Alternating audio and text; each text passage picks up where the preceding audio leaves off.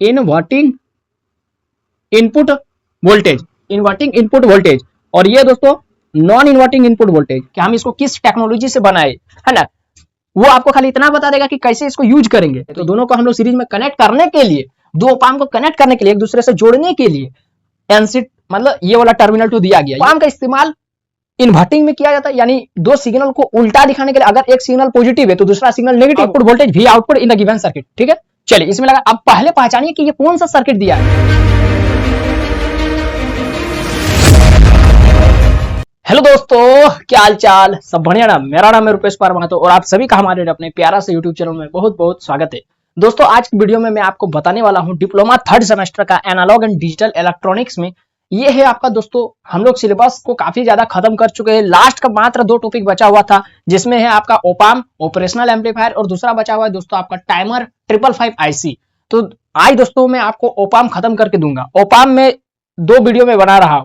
पहला वीडियो मैंने कल बनाया था, जिसमें मैंने आपको ओपाम क्या होता है, ओपाम का बेसिक इंफॉर्मेशन, ओपाम क्या काम करता है, वर्किंग और उसका कैरेक्टरिस्टिक्स बताया था। ठीक है, और आज के वीडियो में दोस्तों मैं आपको बताने वाला हूं ओपाम 741 का पिन डायग्राम। ये ओपाम 741 एक ओपाम का कैटेगरी है। ठीक है, इसमें ये जो ओपाम है इसका पिन डायग्राम आपको सिलेबस में पढ़ने बोला। आप लोग देख सकते हैं, नया सिलेबस में लिखा हुआ है पिन डायग्राम ऑफ ओपाम 741। तो दोस्तों इसका पिन डायग्राम को समझते हैं।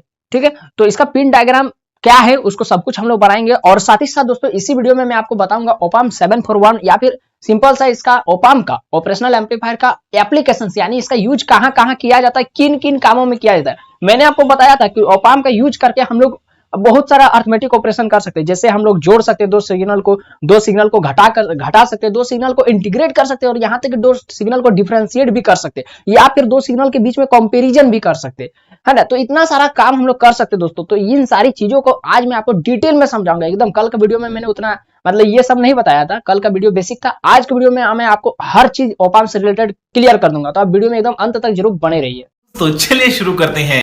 तो चलिए दोस्तों, सबसे पहले तो अगर मान लेते ये वाला क्वेश्चन, ये एकदम 100% श्योर है कि आपका एग्जाम में भी करेगा, फिक्स है कि ये मतलब बहुत बार एग्जाम में ये सवाल पूछा गया, इसलिए आने का बहुत ज्यादा संभावना है, चांस है। अच्छा, ओपाम 741 जैसे ये वाला एग्जाम में आता है तो आपको क्या करना पड़ेगा। देखिए, आपको जैसे ये वाला आएगा तो आपको लिखना पड़ेगा, तो क्या लिखना पड़ेगा, the pin diagram of opamp 741 is given below. ठीक है, अब दोस्तों आपको क्या करना होगा, उसका पिन डायग्राम छापना पड़ेगा। पिन का मतलब होता है कई गो टर्मिनल निकला हुआ है ना, तो वही बोल रहे। तो पिन डायग्राम कैसे छापेंगे, देखिए एकदम आपको इसी तरीके से छापना है एग्जाम में, है ना। यहाँ पर इस तरीके से, ये इस तरीके से, ये एकदम स्ट्रेट होना चाहिए। ठीक है, इसी तरह आपको दोस्तों छापना है एग्जाम में ओपाम 741 का पिन डायग्राम।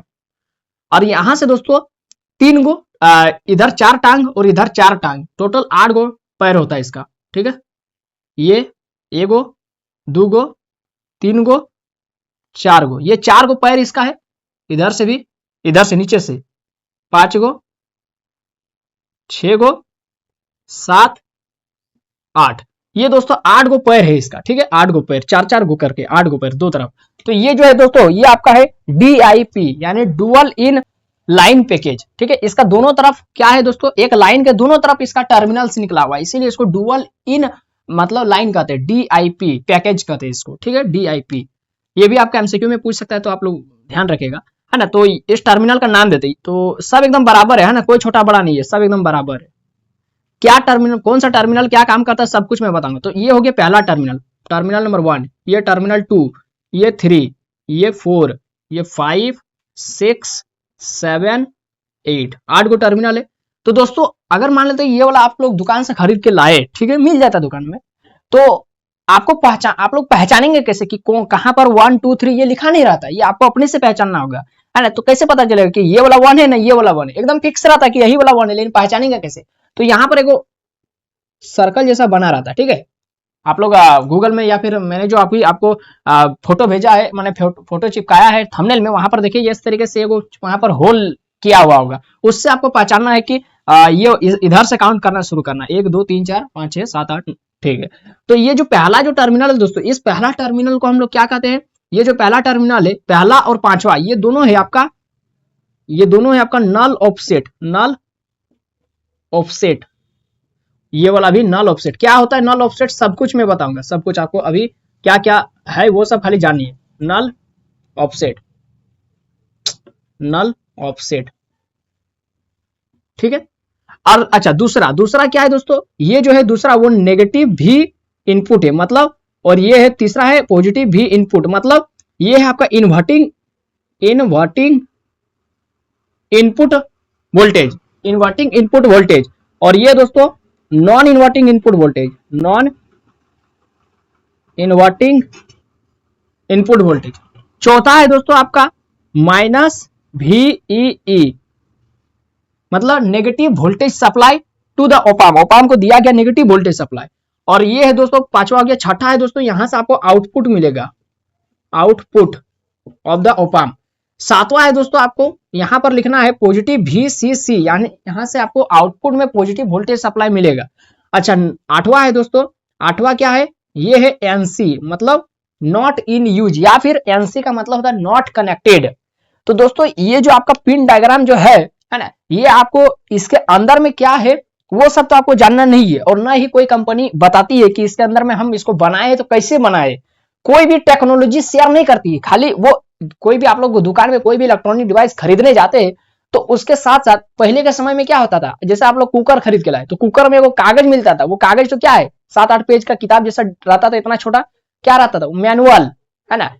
उसमें लिखा रहता कि कैसे इसको यूज करेंगे, कभी ये नहीं लिखा गया है कि इसको बनाया कैसे गया है। कोई भी कंपनी ये बात शेयर नहीं करती कि हम इस टेक्नोलॉजी को, माने ये जो डिवाइस है उसको किस टेक्नोलॉजी से बनाए, वो शेयर नहीं करती है। खाली इतना आपको बता देगा कि ये नया लॉन्च हुआ है प्रोडक्ट, इसको चलाएंगे कैसे, यही रहता है ना, इसका यूज कैसे करना है, इसमें क्या क्या फीचर्स दिया हुआ है, सब कुछ ये सब लिखा रहता है ना। तो दोस्तों आप लोग देखे होंगे, अगर मान लेते आप लोग ओपाम 741 खरीद के लाएंगे दुकान से, है ना, तो एगो तो आप लोग एक पीस खरीद के लाएंगे तो नहीं देगा, उसका मैनुअल तो नहीं देंगे, नहीं देगा कैसे यूज करना। अगर आप लोग एक बंडल उठाएंगे, जैसे कम से कम 100 को उठाएंगे, 100 को लेंगे खरीदेंगे, तो 100 पीस में से आपको एगो मैनुअल दे देगा, वो फ्री में दे देगा एगो मैनुअल, और उसमें देखिएगा है ना कि ये वाला छपा हुआ रहता है ओपाम, है ना। तो इसके अंदर में रुकिए, अभी कंप्लीट हुआ नहीं है, इसके अंदर में क्या है इस तरीके से, है ना,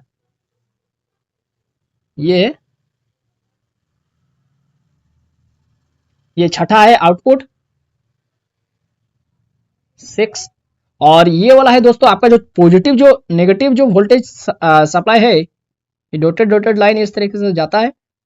और चूंकि मैंने दोस्तों आपको ओपाम में बताया था कि ओपाम कैसा होता है, ऐसा होता है, ऐसे होता है ना ओपाम, ये नेगेटिव, ये पॉजिटिव VCC होता है और ये नेगेटिव VEE होता है, बस वही वाला यहाँ पर है, और ये नेगेटिव भी इनपुट होता है और ये पॉजिटिव भी इनपुट होता है। ये सब मैंने आपको कल का वीडियो में बताया था, ठीक है दोस्तों। तो यही वाला देखिए यहाँ पर है, और ये वाला क्या होता था आउटपुट होता था, यही वाला यहाँ पर है। तो ये जो डॉटेड लाइन से दिखा रहे हैं, डॉटेड लाइन से, तो ये क्या है दोस्तों, ये जो डॉटेड लाइन से दिखा रहे हैं यही आपका जो नीचे छपा हुआ था ओपाम, वही वाला है 7वां। तो इस तरीके से रहता है दोस्तों ओपाम, ठीक है, ओपाम 741 का पिन डायग्राम। तो मैंने क्या कहा कि ये जो ओपाम 741 का जो पिन डायग्राम है दोस्तों, ये इसको हम लोग बनाए कैसे, ये टेक्नोलॉजी कोई आपको बताएगी नहीं कि हम इसको किस टेक्नोलॉजी से बनाए, है ना, वो आपको खाली इतना बता देगा कि कैसे इसको यूज करेंगे। तो ये है ओपाम 741 पिन डायग्राम, ओपाम 741, ठीक है दोस्तों। तो इसको आपको ड्रॉ करना है, कॉपी में इसको छापना है, और एग्जाम में इसी को लिखना भी है, मतलब छापना भी है। उसके बाद दोस्तों आपको कुछ लिखना पड़ेगा, जैसे नल ऑफसेट क्या होता है, क्या काम करता है, इन्वर्टिंग इनपुट वोल्टेज क्या है, नॉन इन्वर्टिंग वोल्टेज, मतलब ये सब क्या है वो तो नहीं जानना है, लेकिन आपको ये वाला लिखना पड़ेगा कि टर्मिनल 1 पिन नंबर, इसको टर्मिनल ना बोल करके हम लोग पिन बोलेंगे तो बढ़िया रहेगा, पिन नंबर 1 क्या है, सबका नाम खाली आपको लिखना है, सबका नाम एग्जाम में, है ना। जैसे मैं आपको एगो लिख करके बता रहा हूँ, है ना, सब कुछ लिखूंगा। पहला जो लिख रहा हूँ pin number 1 and pin number 5, ये दोनों क्या है दोस्तों, ये दोनों क्या, ये है नल ऑफसेट। तो these two pins are used to set offset null offset null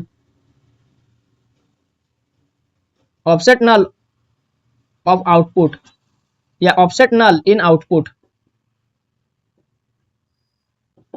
मतलब क्या है दोस्तों, पिन नंबर 1 और पिन नंबर जो 5 है उसका काम समझिए, उसका काम, बहुत बच्चे इसमें कंफ्यूजन में रहते हैं। पिन नंबर 1 और पिन नंबर 5 का काम ये कि ये जो यहां से जो हम नेगेटिव सप्लाई दे रहे हैं, नेगेटिव सप्लाई, तो मान लेते हैं हम देना है हमको -5 वोल्ट, और गलती से या फिर मतलब किसी, अगर मान लेते हैं मेरा ओपाम कुछ गड़बड़ हो गया है, तो ये मान लेते -5 ओम की जगह -5 वोल्ट की जगह मान लेते दे रहा है -5.5 वोल्ट, -5.7 वोल्ट, -5.8 वोल्ट। तो ये जो नेगेटिव में थोड़ा ज्यादा दे रहा है, यानी थोड़ा सा ये क्या हो रहा है, फ्लक्चुएट कर रहा है, तो उसको ये जो पॉइंट में जो ज्यादा बढ़ जा रहा है उसको ये जो नल ऑफसेट है ये बैलेंस करता है, उसको बैलेंस। तो ये जो नेगेटिव में बढ़ रहा है उसको एकदम फिक्स कर देता है, बैलेंस कर देता है -5 वोल्ट में। अगर ये नेगेटिव को बैलेंस करता है और ये वाला पॉजिटिव वोल्टेज को बैलेंस करता है, यानी यहां से हमको आउटपुट मिलना चाहिए, मान लेते हैं हमको मिलना चाहिए +50 वोल्ट, तो यहाँ पर +50 वोल्ट नहीं मिल रहा, मान लेते मिल रहा +50.1 वोल्ट, +50.3 वोल्ट, +50.7 वोल्ट। तो ये जो पॉइंट में 3 वोल्ट, 7 वोल्ट, 1 वोल्ट जो मिल रहा है 50 पॉइंट, तो उसको ये क्या करता है, सेट करता है। नल का मतलब क्या होता है, खाली, और ऑफसेट का मतलब होता है पूरा करना। इसको जो खाली यानी एकदम खाली करता, मतलब एकदम बोल रहे ना कि कोई भी एक्स्ट्रा चीज आ जा रहा है तो उसको खाली कर देता है, निकाल देता है, रिमूव कर देता है ना। तो यही काम है दोस्तों नल ऑफसेट का, समझ में आ गया। ये नेगेटिव वोल्टेज को बैलेंस करता है, ये पॉजिटिव वोल्टेज को बैलेंस करता है। चलिए क्लियर है। पिन नंबर 1 और 5 समझ में आ गया। पिन नंबर 2 क्या है, पिन नंबर 2 जो यहां पर लिखे उसी को लिख देना है। क्या है पिन नंबर 2, पिन नंबर 2 है दोस्तों आपका नेगेटिव, या फिर क्या लिखना है, इन्वर्टिंग इनपुट वोल्टेज। बस एकदम सिंपल से यही वाला लिख देना, आपको एग्जाम में कुछ खास लिखना नहीं है। क्या लिखना है, पिन नंबर 2 इज, क्या लिखना है, इन्वर्टिंग इनपुट वोल्टेज, बस। तो इसको भी लिख देते हैं, कहां पर लिखेंगे, यहीं पर लिख देते हैं, है ना। पहला को मिटा देते हैं, पिन नंबर 1 और 5 हो गया। दूसरा, इसी के नीचे में आपको सब कुछ लिखते चलना है ना। हम लोग पॉइंट नंबर 1 लिखे, दूसरा में क्या लिखेंगे, पिन नंबर 2, तो पिन नंबर 2 लिख के डैश देंगे, और क्या लिखेंगे, पिन नंबर 2, दिस यह जो पिन है is inverting input voltage of the opamp, यह जो ओपाम का इन्वर्टिंग इनपुट वोल्टेज। बस। पिन नंबर 3 क्या है दोस्तों, पिन नंबर 3 है उसी तरीके से पिन नंबर 3 यानी दिस पिन इज इन्वर्टिंग के जगह में अब क्या हो गया, ये नॉन इन्वर्टिंग, है ना। क्या है दोस्तों, नॉन इन्वर्टिंग इनपुट वोल्टेज। अच्छा दोस्तों, आपको नॉन इन्वर्टिंग और इन्वर्टिंग का मतलब समझने में कुछ दिक्कत हो रहा है, तो आप लोगों ने कल का वीडियो जरूर देख लीजिए। कल का वीडियो में मैंने आपको इन्वर्टिंग और non inverting mode of amplifier को बहुत अच्छा से समझाया था, ठीक है, वहां पर इक्वेशन निकाल करके। तो आप जाकर के जरूर कल वाला वीडियो देख लीजिएगा, डिस्क्रिप्शन बॉक्स में लिंक होगा, आप जाकर के देख लीजिएगा। तो पिन नंबर 2 पिन नंबर 3 हो गया, ठीक है, यहाँ पर पिन नंबर 3 था।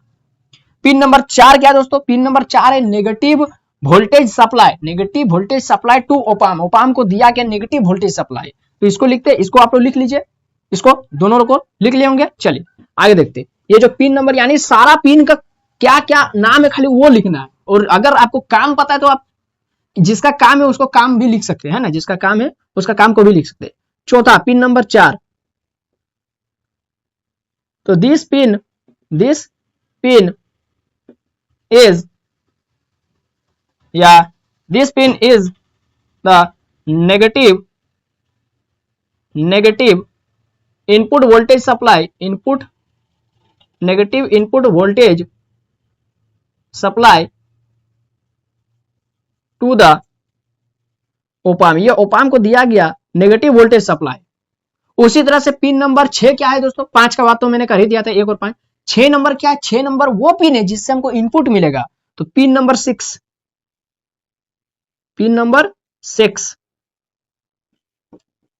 तो थ्रू दिस पिन इस पिन के माध्यम से we get output voltage of opamp. इस पिन के माध्यम से हम ओपाम का आउटपुट वोल्टेज प्राप्त करते हैं, ठीक है।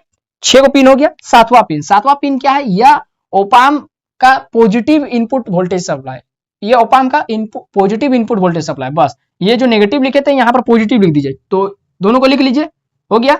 ये अब 7, यहाँ पर 7 लिख देते हैं, 7, और this pin is the negative की जगह लिख दीजिए positive, positive input voltage supply to the op amp, या फिर हाँ ठीक है, ये ओपाम को दिया गया positive input voltage supply.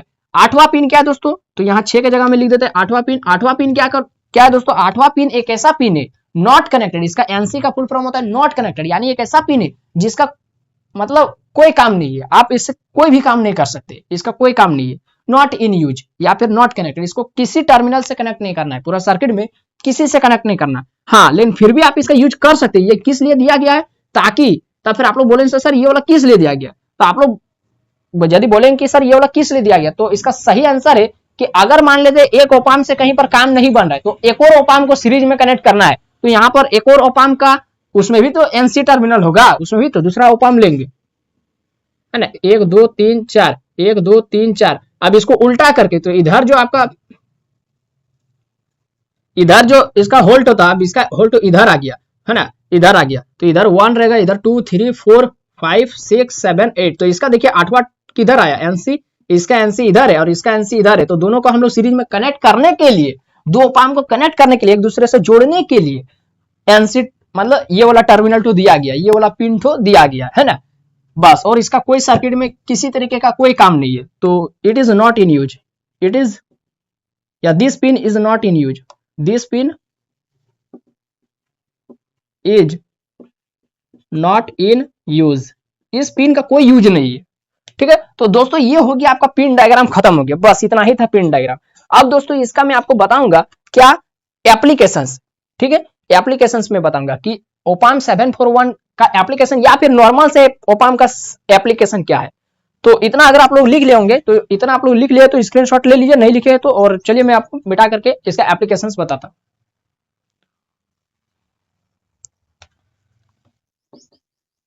Application of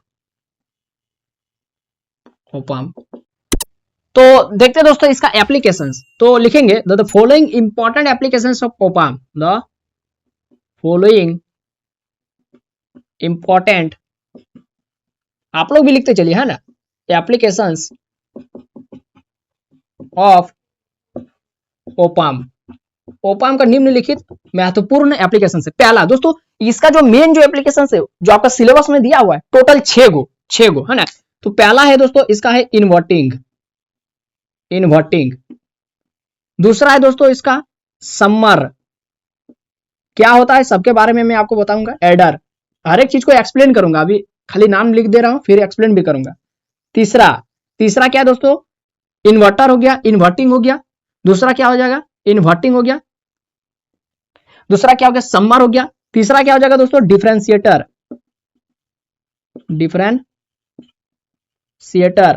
चौथा क्या हो जाएगा दोस्तों, इंटीग्रेटर, पांचवा क्या हो जाएगा दोस्तों, वोल्टेज फॉलोअर, या फिर इसको क्या कहते हैं दोस्तों, बफर भी बोलते हैं, बफर। छठा है और लास्ट क्या है दोस्तों, छठा और लास्ट है आपका कंपैरेटर, मतलब ओपाम का इस्तेमाल इन्वर्टिंग में किया जाता है, यानी दो सिग्नल को उल्टा दिखाने के लिए, अगर एक सिग्नल पॉजिटिव है तो दूसरा सिग्नल नेगेटिव होगा। सम्मर या एडर यानी दो सिग्नल को जोड़ने के लिए ओपाम का इस्तेमाल किया जाता है। डिफरेंशिएटर दो सिग्नल को डिफरेंशिएट करने के लिए, है ना, दो सिग्नल को अगर बड़ा सिग्नल है तो उसको छोटा करने के लिए, है ना, यानी डिफरेंशिएट करने के लिए ओपाम का इस्तेमाल किया जाता है। इंटीग्रेटर कोई छोटा सिग्नल है तो उसको बड़ा करने के लिए, है ना, इंटीग्रेशन करने के लिए। वोल्टेज फॉलोअर या फिर बफर, यानी जो हम लोग इनपुट सिग्नल दे रहे हैं 5 वोल्ट, आउटपुट में भी हमको 5 वोल्ट चाहिए, तो आप लोग सोच रहे सर तब फिर कौन चीज का हम लोग ओपाम का यूज करेंगे। ओपाम मतलब क्या, ऑपरेशनल एम्पलीफायर, मतलब एम्पलीफायर। तो एम्पलीफायर का काम क्या होता है, इनपुट सिग्नल दिए उसका पावर को बढ़ा देता है, सही बात है, मतलब इनपुट सिग्नल इतना छोटा देंगे तो उसका इंटेंसिटी, उसका एम्पलीट्यूड को बढ़ा देगा। तो अगर हम लोग 5 वोल्ट देंगे तो उसका इंटेंसिटी बढ़ जाएगा, मान लेते 5 वोल्ट दिए तो 50 वोल्ट हो जाएगा, आउटपुट में मिलना चाहिए। लेकिन हम एक ऐसा एम्पलीफायर लगा रहे ओपाम, है ना, जो हम इनपुट में 5 वोल्ट देंगे, इनपुट में यदि 5 वोल्ट दिए तो आउटपुट में भी 5 वोल्ट मिलेगा, तो फिर ओपाम लगाने का क्या जरूरत है? अगर तुमको 5 वोल्ट देना है और फिर 5 वोल्ट लेना है आउटपुट से, तो फिर ओपाम किस लिए लगा रहे? सब कुछ जानेंगे, है ना। और ये हो गया वोल्टेज फॉलोअर, बफर और कंपैरेटर। मतलब एक सिग्नल है V1 और दूसरा सिग्नल है V2, तो दोनों को कंपैरिजन करने के लिए कि कौन बड़ा है कौन छोटा है, कौन बराबर यदि है तो फिर माने दोनों बराबर हो गया तो क्या होगा, सब कुछ। ये सब क्या है दोस्तों, इसका एप्लीकेशन। अच्छा, तो ये जो छो जो एप्लीकेशन है दोस्तों, इन छो एप्लीकेशन को हम लोग एक्सप्लेन करेंगे, लेकिन दो तरीके से। एगो ये जो अभी मैंने ये वाला जो अभी आपको छाप कर दिखाया, ये क्या है इसका, ये क्या है, ये ओपाम का क्या है दोस्तों, सर्किट डायग्राम है। ये क्या है, ओपाम का सर्किट डायग्राम है ना, प्लस VCC माइनस VEE। तो ये ओपाम का सर्किट डायग्राम है, लेकिन ये जो सर्किट डायग्राम ये ओपाम है, एम्पलीफायर है, तो इसका दोस्तों क्या, इसको हम लोग यूज करेंगे, लेकिन दो तरीका से यूज करेंगे। ओपाम कैन बी यूज्ड एज एक ओपन लूप सर्किट, और दूसरा है क्लोज्ड लूप सर्किट। मतलब ये जो ओपाम है अभी खुला हुआ है, देखिए कहीं से क्लोज आपको दिख रहा है, कहीं से आप लोग लूप चला सकते हैं और KVL लगा सकते हैं कहीं से। अगर मान लेते हैं हमको V1 में लूप लगाना है, तो इधर से कहां लूप लगाएंगे, कहीं पर आपको क्लोज सर्किट दिख रहा है, नहीं दिख रहा है। तो ये क्या है, ये ओपाम का ओपन सर्किट है। तो हम ये जो ओपाम का यूज कर सकते हैं, एक ओपन सर्किट में यूज कर सकते हैं और एक क्लोज सर्किट। तो इसको क्लोज कैसे बनाएंगे बोलिए, कोई बोल सकते हैं इसको क्लोज कैसे बनाएंगे, बना सकते हैं इसको क्लोज कैसे बनाएंगे। तो यहां से अगर हम लोग यहां से है ना इसको इधर से लाएंगे और यहाँ एगो रेजिस्टेंस जोड़ देंगे और यहाँ जोड़ देंगे, तो ये हो जाएगा फीडबैक रेजिस्टेंस। और यहाँ पर एगो रेजिस्टेंस जोड़ दिए हैं, एक सेकंड, यहाँ एगो रेजिस्टेंस जोड़ दिए हैं, ये R इनपुट हो जाएगा और यहाँ पर दे दिए सिग्नल दे दिए, ठीक है, यहाँ सिग्नल दे दिए जो भी इनपुट है ना, और इसको ग्राउंड कर दिया। और ये जो भी है पॉजिटिव है, ये नेगेटिव था, इसको ग्राउंड कर दिया। अब ये बन गया आपका ओपाम, वही ओपाम है, लेकिन अब ये हो गया closed circuit, closed loop circuit, ठीक है, क्लोज्ड लूप एम्पलीफायर। अच्छा, ओपाम का यूज कर सकते हैं एगो सिंगल ओपन लूप एम्पलीफायर के तौर पर, और एगो ओपाम का यूज कर सकते हैं क्लोज लूप एम्पलीफायर के तौर पर। समझ में आया? तो अब यही दो को सर्किट किसमें हम लोग सिंगल, देखिए मैं आपको अभी ये बता देना चाहूंगा, इन्वर्टिंग जब इसको मैं एक्सप्लेन करूंगा, समर जब इसको एक्सप्लेन करूंगा, डिफरेंशिएटर जब इसको एक्सप्लेन करूंगा, और इंटीग्रेटर जब इसको एक्सप्लेन करूंगा, और कंपैरेटर है ना, सॉरी वोल्टेज फॉलोअर जब इसको एक्सप्लेन करूंगा।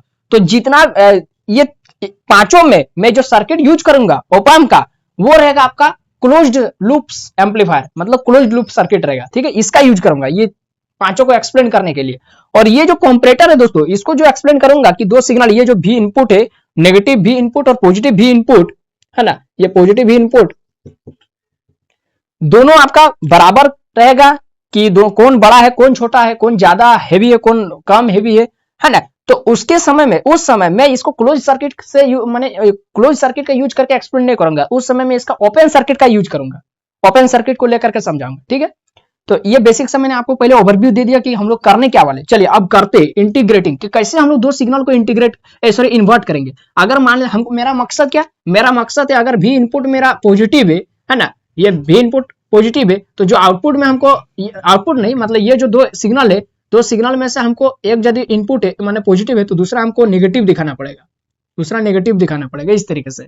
समझ में आ रहा है? तो ये कैसे दिखाएंगे, इन्वर्टिंग कैसे दिखाएंगे, चलिए वो उसके बारे में मैं आपको बताता हूँ। तो इतना पहले आपको समझ में आ रहा है, तो ये सब जो मैंने लिखा है ये सब कंसेप्ट लिख लीजिए, ये सब है ना, ये सब। उसके बाद मैं आपको लिखाता हूँ एक एक करके कि इन्वर्टिंग में क्या होगा, सबका इक्वेशन, सबका देखिए ये आपके एग्जाम में आएगा, इसीलिए मैं आपको अच्छा से बता रहा हूँ। पहला क्या होगा, उसका सर्किट डायग्राम, दूसरा क्या होगा, उसका रिक्वायर्ड इक्वेशन, कि क्या उसमें इक्वेशन क्या निकलेगा, और जो इक्वेशन निकलेगा सबके लिए, इसके लिए अलग इक्वेशन निकलेगा, इसके लिए अलग निकलेगा, इसके लिए अलग, इसके लिए अलग और इसके लिए अलग, है ना। कंपैरेटर का तो कोई इक्वेशन नहीं निकलेगा। तो ये पांचों का जो अलग अलग इक्वेशन निकलेगा, उस इक्वेशन का यूज करके मैं आपको न्यूमेरिकल क्वेश्चन आज की वीडियो में बताऊंगा, न्यूमेरिकल, ठीक है। तो इसीलिए सब कुछ एकदम बढ़िया से समझिएगा, है ना। हाँ, तो इतना पहले लिख लीजिए या फिर स्क्रीनशॉट मार लीजिए।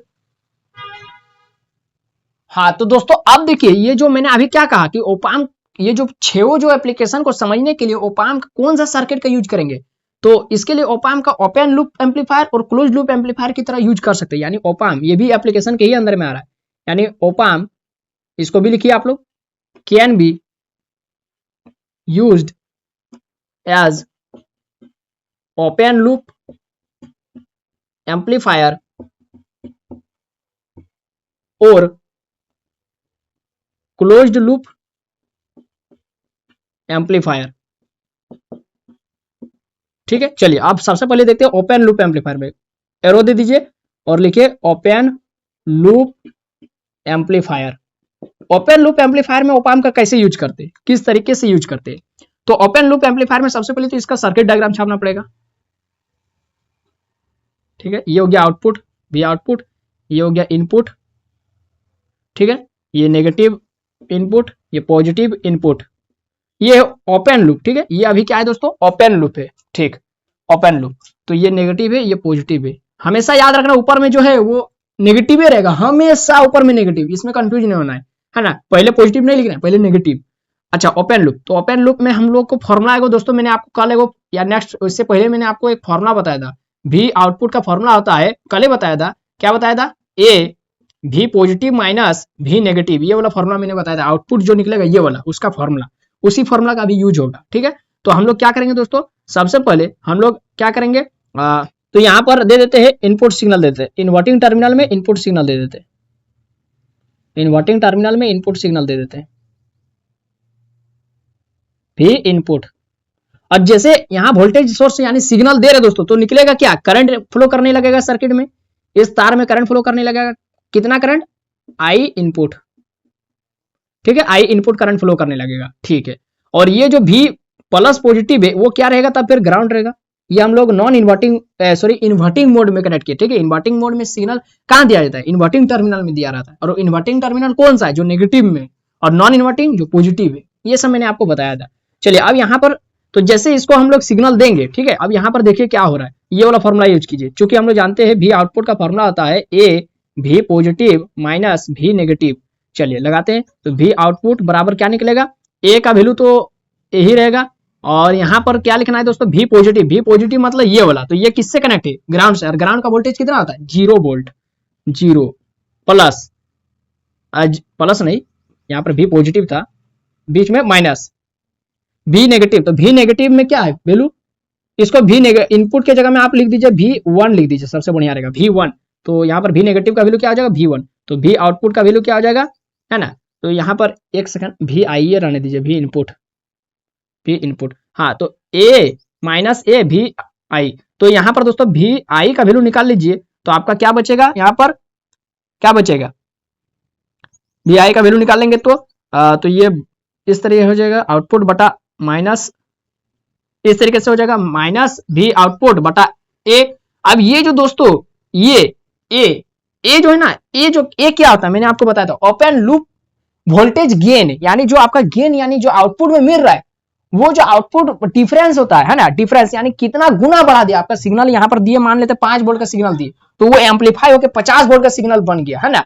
50 वोल्ट का सिग्नल बन गया, तो वो क्या हो गया, एम्पलीफाई हो गया, है ना। उसका गेन वो बहुत ज्यादा बढ़ गया। तो ये माने पहले था 5, अब हो गया 50 वोल्ट, यानी कितना गुना बढ़ा दिया, 50 गुना बढ़ा दिया, 100 गुना बढ़ा दिया, लाखों का वैल्यू होता है। ये जो ए का वैल्यू है वो बहुत बड़ा वैल्यू है ना। तो यहाँ पर लिख रहे since A is very large, A का वैल्यू वेरी लार्ज, लगभग ए का जो वैल्यू है दोस्तों वो अप्रोचेस टू इंफिनिटी होता है, यानी ए का वैल्यू बहुत बड़ा होता है। कितनों गुना आप सिग्नल को बढ़ा सकते हैं, कितनों गुना, है ना। आप छोटा सा सिग्नल को बहुत बड़ा बना सकते हैं, है ना, बहुत बड़ा बना सकते हैं। अब यहाँ पर जैसे ए का वैल्यू बहुत बड़ा है, तो यहाँ पर इंफिनिटिव यदि रखेंगे तो माइनस भी आउटपुट बटा इंफिनिटिव, यानी किसी का भी नीचे में यदि इंफिनिटिव आ जाता है तो वो फाइनल रिजल्ट क्या आता है, 0। तो इसीलिए यहाँ पर लिखना है, ये वाला नीचे में लिखना है ना। इसीलिए जो भी इनपुट होगा दोस्तों वो क्या हो जाएगा, 0 हो जाएगा, वो क्या हो जाएगा, 0 हो जाएगा, है ना। इस तरीके से वो अप्रोचेस टू वो लगभग 0 के बराबर हो जाएगा। अब ये वाला जो दोस्तों यहाँ पर देखिए, हम लोग सिग्नल दे रहे, करंट भी निकल रहा है, लेकिन इसका वैल्यू क्या आ रहा है, 0, माने लगभग 0। इसका मतलब क्या है, 0 कब होता है, जब ग्राउंड में 0 वोल्ट होता है, ग्राउंड में, जब इसको हम लोग ग्राउंड से कनेक्ट करते हैं। लेकिन यहाँ तो ग्राउंड से करंट तो नहीं है, यहाँ तो इनपुट सिग्नल, आप लोग बोले सर जो ग्राउंड क्या है, तो ग्राउंड है लेकिन इनपुट सिग्नल तो कनेक्ट किए हैं ना। तो इनपुट सिग्नल से जो वोल्टेज निकलेगा, माने जो वोल्टेज है उससे करंट निकलेगा, यानी करंट तो निकल रहा है, वोल्टेज तो है, लेकिन फिर वोल्टेज का वैल्यू 0 है। इसका मतलब हम समझ क्या पा रहे कि यहाँ पर कुछ वोल्टेज नहीं है। तो वोल्टेज है लेकिन मतलब कनेक्ट है वोल्टेज, लेकिन उसका वैल्यू 0 है। इसका मतलब क्या, लगभग यहाँ भी तो ग्राउंड है, तो यहाँ भी तो 0 है, तो इसका मतलब ये 0 मतलब ये वाला भी ग्राउंड की तरह ही काम कर रहा है।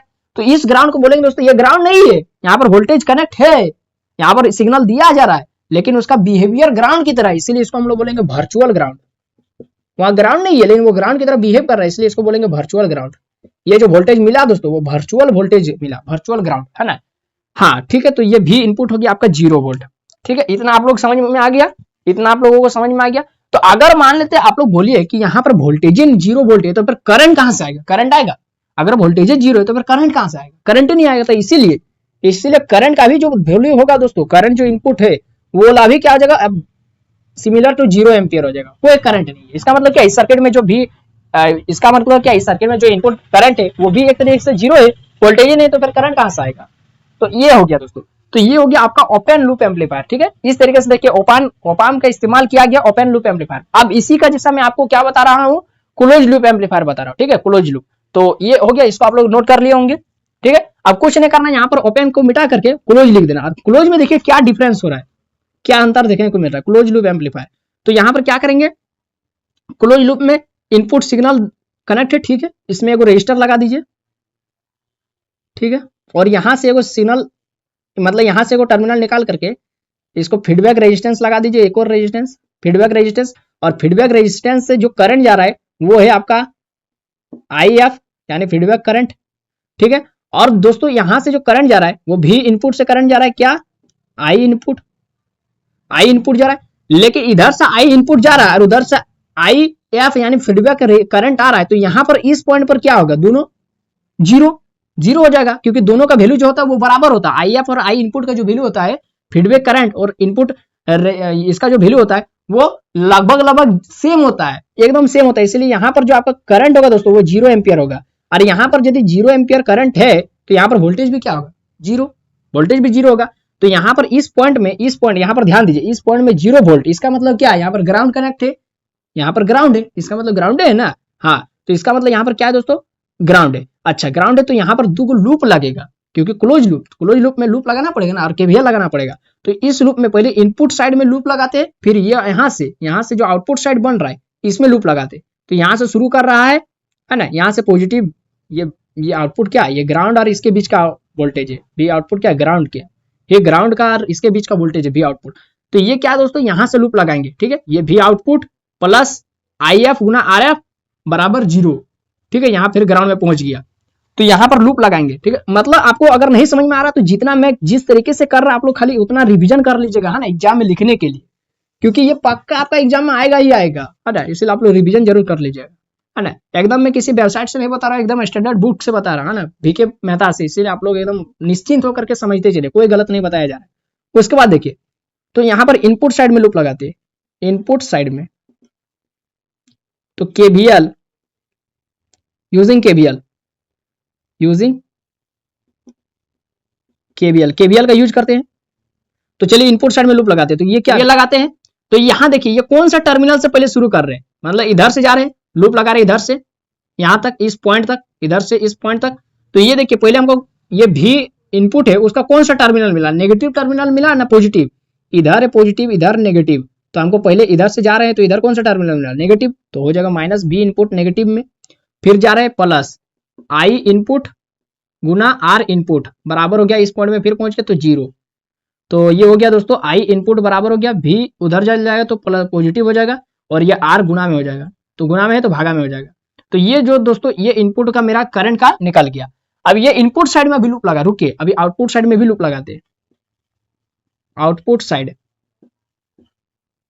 ठीक है, आउटपुट साइड में यूजिंग KVL। तो KVL देखिए यहाँ से KVL लगाते हैं। तो ये क्या है, ग्राउंड के बीच में है ना, तो फिर ग्राउंड से चल रहे हैं, इधर से चल रहे हैं, तो ये नेगेटिव टर्मिनल मिल रहा है, यानी भी आउटपुट जो है वो नेगेटिव है ना, नेगेटिव है ना। और फिर इधर से चल रहे है ना, तो ये फिर पॉजिटिव में IF गुना RF, और फिर इस पॉइंट में A में पहुंच गया तो ये हो गया 0। तो यहां से फिर IF बराबर हो गया दोस्तों क्या, पॉजिटिव भी आउटपुट बटा RF हो गया। तो ये हो गया दोस्तों आउटपुट, आपका फीडबैक करंट का फॉर्मूला आ गया है, और ये आ गया, दोनों आ गया। ठीक है, तो इसको आप इक्वेशन 1 और इक्वेशन 2 मान सकते हैं। अब दोस्तों हमको करना क्या जानते हैं, 2 KVL लग गया, अब हमको यहाँ पर KCL लगाना, यहाँ पर KCL लगाना। तो इधर से आ रहा है करंट, क्या आ रहा है, तो हम लोग KCL लगाते हैं। तो KCL वर्चुअल ग्राउंड 0 एम्पियर। तो 0 एम्पियर मतलब क्या, 0 वोल्ट भी तो है वहां पर, है 0 वोल्ट ग्राउंड है, वर्चुअल, यहाँ पर कोई ग्राउंड नहीं है लेकिन ग्राउंड की तरह बिहेव कर रहा है, इसलिए इसको बोलते हैं वर्चुअल ग्राउंड। चलिए यहाँ पर KCL लगा देते हैं, तो इधर से आ रहा है क्या, I इनपुट, तो ये पॉजिटिव में होगा क्योंकि जंक्शन की ओर आने वाली करंट को पॉजिटिव लिया जाता है। फिर RF IF भी हो जाएगा, इधर से IF आ रहा है तो वो भी पॉजिटिव हो जाएगा IF।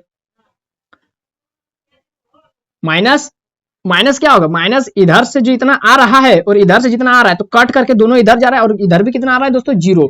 यानी मतलब इधर जो आपका एरो जो दिया गया, इधर जो आपका करंट जा रहा है वो 0 एम्पियर का करंट जा रहा है, 0 एम्पियर का, है ना। तो इसीलिए यहाँ पर हो गया 0।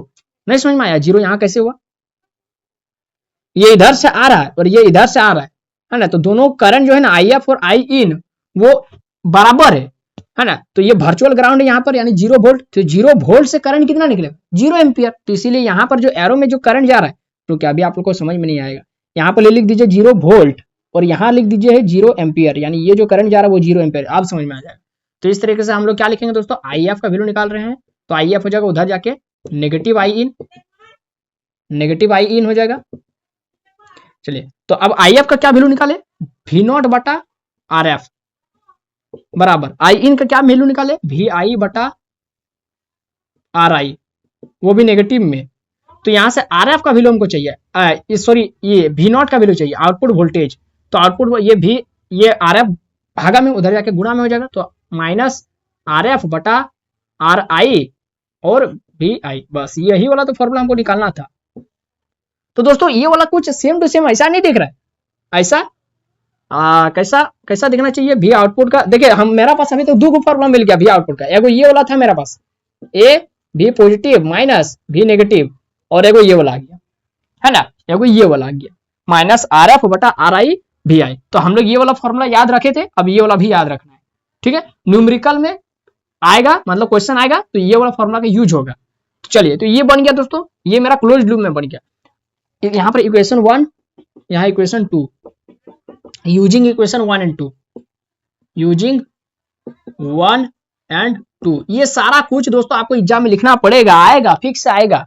तो ये क्लोज लूप में हो गया। चलिए अब मेरा ओपन लूप का कंसेप्ट पता चल गया, ओपन लूप हमको याद हो गया, मतलब समझ में आ गया, क्लोज लूप भी समझ में आ गया। क्लोज लूप का फॉर्मूला ये वाला है, V0 बराबर माइनस RF बटा RI गुना VI, V0 बराबर माइनस RF बटा RI गुना VI, ठीक है, याद हो गया। चलिए अब मैं आपको इसका इन्वर्टिंग इन्वर्टिंग, उसके बाद एडर मतलब समर, डिफरेंशिएटर, इंटीग्रेटर, वो सब बताता हूँ, ठीक है। तो आपको इतना पता चल गया कि एम्पलीफायर यानी ओपाम का इस्तेमाल हम लोग कर सकते हैं open loop gain, open loop amplifier के तौर पर भी कर सकते हैं और क्लोज लूप एम्पलीफायर के भी रूप में कर सकते हैं। तो पहला है दोस्तों मेरा पास इसका एप्लीकेशन, वो है इन्वर्टिंग, और मैंने इसमें बता भी दिया आपको कि कौन सा लूप का इस्तेमाल करेंगे, इसमें दोनों में से कौन सा लूप का इस्तेमाल होगा, open loop, sorry close loop का यूज होगा। चलिए तो क्लोज लूप, तो हम लोग लिखेंगे यहाँ पर 2 लाइन खाली लिखना है, 2 लाइन लिखना है कि op amp can be used as inverting circuit, whose circuit diagram and required equations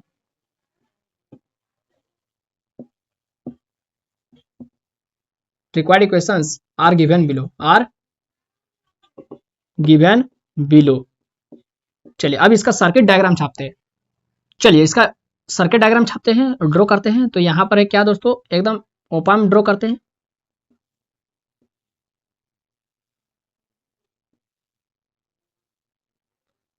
इतना बनाते बनाते आप लोग ओपाम का डायग्राम बनाने तो सीख गए, सर्किट डायग्राम बनाने तो सीख गए होंगे। चलिए ठीक है, बहुत अच्छी बात है, इतना सीख गए हैं तो मैंने आपको शुरू में ही बता दिया कि इसमें क्लोज लूप का इस्तेमाल करेंगे, है ना। मतलब यहां से उठाएंगे, फीडबैक रेजिस्टेंस को ला करके यहां से कनेक्ट कर देंगे आउटपुट से। तो ये क्या है दोस्तों, यहां भी एक रेजिस्टेंस लगेगा और यहां से सिग्नल लगेगा और इसको भी ग्राउंड से कनेक्ट कर दिए। ये जो है नॉन इन्वर्टिंग इनपुट वोल्टेज है, और जो ग्राउंड से कनेक्ट है, जो ग्राउंड से कनेक्ट है मतलब 0, है ना, पॉजिटिव भी इनपुट, और ये है अपन नेगेटिव भी इनपुट, ठीक है, नेगेटिव भी इनपुट। तो इसका वैल्यू हम लोग सीधे लिख देते हैं यहाँ पर, है ना, नेगेटिव भी इनपुट, तो सीधे इसका वैल्यू लिख देते हैं भी इनपुट, ठीक है। अच्छा ये ग्राउंड से कनेक्ट है, तो इससे करंट कितना जा रहा है, आई इनपुट, आई इन। अच्छा ये क्या है, इंटरनल रेजिस्टेंस आर आई, तो यहां से आई इनपुट जा रहा है और इधर से क्या आ रहा है दोस्तों, आई क्या आ रहा है, आई फीडबैक आ रहा है, और ये क्या है, फीडबैक रेजिस्टेंस, ठीक है। तो यहाँ पर कितना करंट जाएगा, इधर से आई एफ आ रहा है, इधर से आई इन आ रहा है, तो यहाँ पर बीच में यहाँ पर क्या हो जाता है दोस्तों, वर्चुअल ग्राउंड बन जाता है, ठीक है। इस पॉइंट पर 0 वोल्टेज आता है, तो 0 वोल्टेज, तो इधर से करंट कितना जाएगा, 0 एम्पियर, है ना। तो चलिए अब इसका हम लोग चूंकि हम लोग अभी अभी फॉर्मूला क्या पढ़े अभी भी फॉर्मूला कि भी आउटपुट बराबर माइनस आर एफ बटा आर आई गुना भी आई।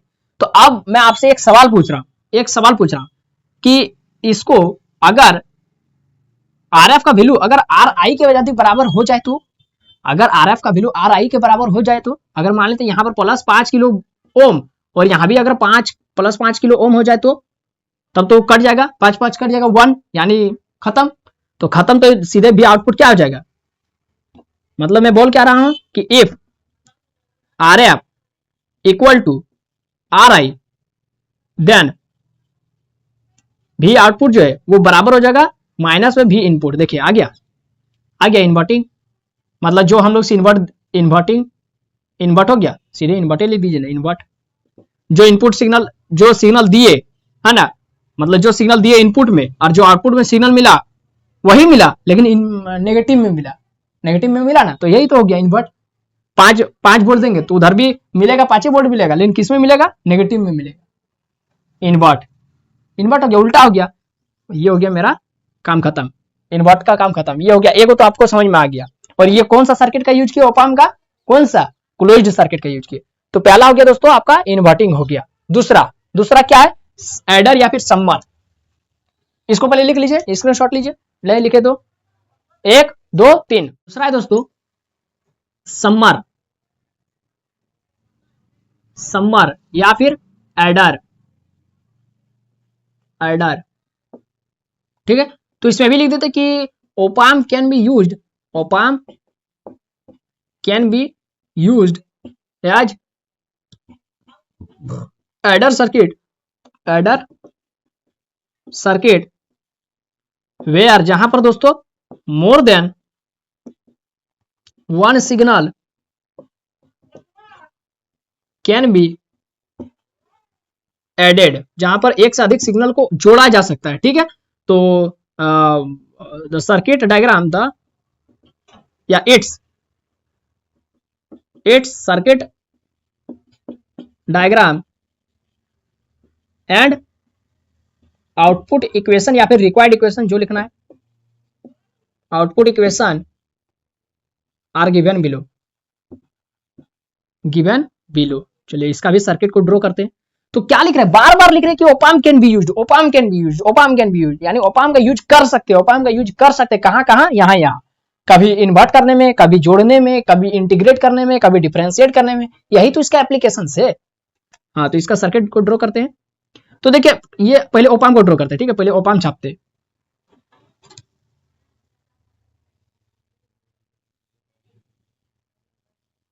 तो ये क्या होता है दोस्तों, नेगेटिव होता है इन्वर्टिंग टर्मिनल, ये पॉजिटिव यानी नॉन इन्वर्टिंग टर्मिनल। यहाँ पर क्या होता है, आउटपुट भी आउटपुट। तो क्या बोल रहा है कि 2 सिग्नल या फिर एक से अधिक सिग्नल को जोड़ने के लिए इसका इस्तेमाल करते हैं। तो हम मान लेते हैं अभी के सिग्नल है, 1 2 सिग्नल, हम 3 सिग्नल बना देते हैं, मेरा मन, हम 3 सिग्नल बनाएंगे। यहाँ पर सबसे पहले क्या करेंगे दोस्तों, हम लोग सिग्नल देंगे। तो यहाँ पर 1 सिग्नल के लिए चलिए यहाँ से 1 सिग्नल दे दिए, है ना, इस तरीके से। देखिए इस तरीके से नॉर्मल सा सिग्नल दीजिए ना। पहला सिग्नल है, मान लेते हैं V1 है, पहला सिग्नल है क्या दोस्तों, V1, जिसका कुछ ना कुछ इंटरनल रेजिस्टेंस भी होगा, जिसका नाम क्या है, R1, ठीक है, ठीक। और दूसरा सिग्नल है, रुकिए यहाँ इसको ऐसा नहीं जोड़िए, ऐसा नहीं, है ना, जोड़ेंगे अभी, ऐसा नहीं जोड़ेंगे। दूसरा सिग्नल है V2, ये V2 से कुछ सिग्नल आ रहा है ना, जिसका ये इंटरनल रेजिस्टेंस है R2, ठीक है। और तीसरा सिग्नल है आपका V3, जिसका इंटरनल रेजिस्टेंस है R3।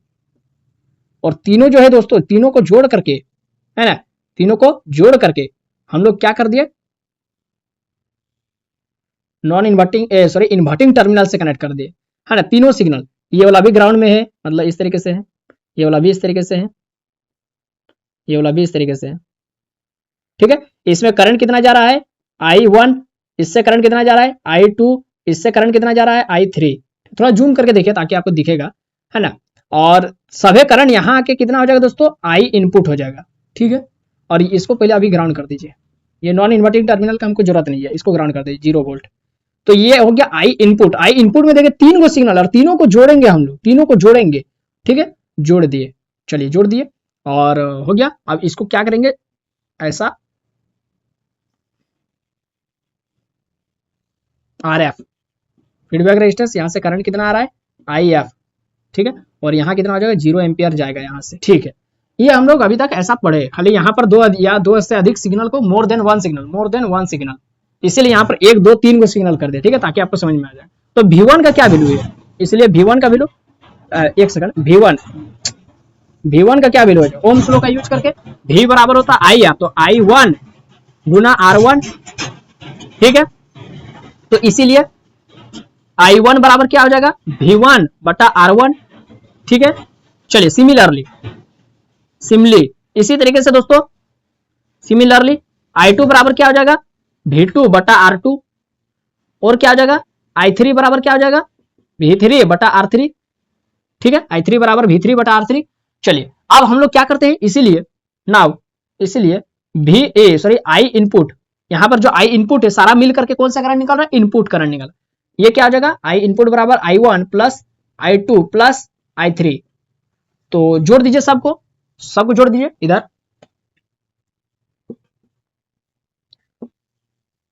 सबको जोड़ दीजिए। I इनपुट बराबर क्या हो जाएगा, I1 का वैल्यू क्या है R1 V1 बटा R1 प्लस I2 का वैल्यू कितना है V2 बटा R2 प्लस I3 का वैल्यू कितना है V3 बटा R3, ठीक है। I इन हमको पता चलिए। अब हमको क्या निकालना है दोस्तों, IF निकालना है, ठीक है। तो यहाँ पर एक सेकंड, यहाँ पर I इन है, ठीक है। तो दोस्तों अब IF निकालते हैं। तो IF मैंने अभी आपको निकाल के बताया था, IF कितना निकला था कि कुछ नहीं, खाली KVL लगा दीजिए, यूजिंग KVL लिख दीजिए, using KVL in outside loop या आउटसाइड, ठीक है, आउटसाइड लूप, बाहर का लूप में हम KVL लगा दिए इधर वाला। तो KVL लगा देने से मेरा IF का वैल्यू क्या निकला था, अगली बार याद है, यही वाला V0 बटा RF, यही वाला निकला था, याद है कुछ। चलिए अब ये मेरा IF निकला हुआ। अब हमको क्या निकालना है दोस्तों, यहाँ पर क्या लगाना है, इस वर्चुअल ग्राउंड में KCL लगाना है। तो KCL एट वर्चुअल ग्राउंड, आप लोग ये सब नहीं भी लिख सकते, आप सीधे यहाँ पर ये वाला लिख सकते, क्या, रुके पहले ये वाला लिख लेते हैं। I इनपुट आ रहा है, ये इधर से I इनपुट आ रहा है और इधर से I फीडबैक आ रहा है, और इधर जा रहा है कितना माइनस में 0 बराबर हो गया 0। तो ये हो जाएगा IF बराबर हो गया माइनस I इन। आप सीधे यहाँ से शुरू कर सकते, सीधे, आप इतना कुछ नहीं लिखना। IF का वैल्यू आपको पता है, आप पहले अभी निकाले थे, और I इन का खाली आपको निकालना था। अब सीधे ये वाला मैंने फॉर्मूला, चूंकि हम लोग जानते हैं कि IF बराबर माइनस I इन होता है। अब IF का वैल्यू क्या है V0 बटा RF बराबर I इन का जो वैल्यू है वो यहाँ पर चिपका दीजिए, खाली माइनस को बाहर आने दीजिए, R1 प्लस V2 बटा R2 प्लस V3 बटा R3, ठीक है। तो हम यहाँ पर क्या करेंगे दोस्तों, ये जो सबके लिए जो R1 R2 R3 है, यहाँ पर हम लोग R1 R2 R3 नहीं बल्कि हम एक साथ रजिस्टर लगा दिए जो सबके लिए वैल्यू सेम है, यानी 5 kilo ohm 5 kilo ohm 5 kilo ohm, ये वाला भी 5 किलो ओम, ये भी 5 किलो ओम, ये भी 5 किलो ओम।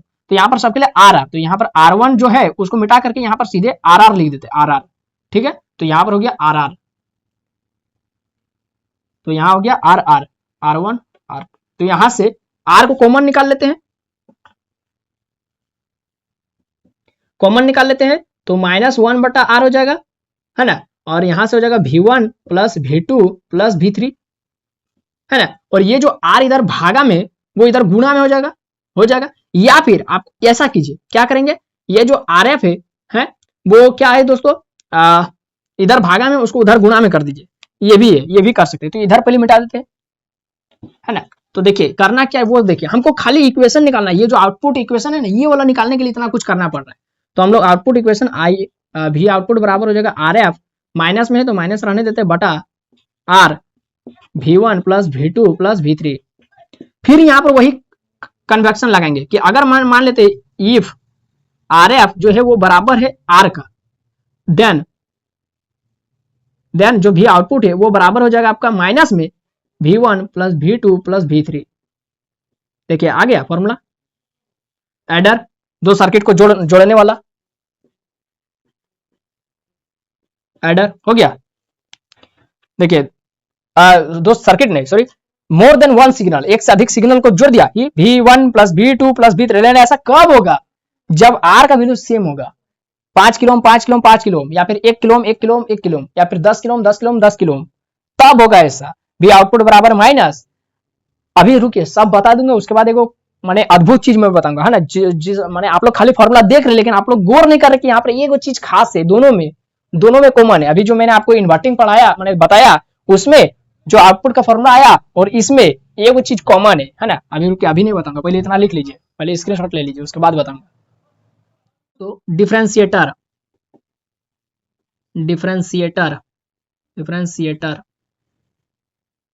ठीक है, डिफरेंशिएटर। तो फिर वही लिखेंगे कि op amp can be used as differentiator circuit, op amp can be used as differentiator circuit. ठीक है, ओप-एम्प का यूज करेंगे डिफरेंशिएटर सर्किट में, ठीक है, ओप-एम्प का यूज कर सकते हैं, लेकिन फॉर दिस पर्पस यानी इस काम के लिए हमको ये चीज करना पड़ेगा। क्या करना पड़ेगा? उस सर्किट में क्या चेंज करना पड़ेगा? For this purpose a capacitor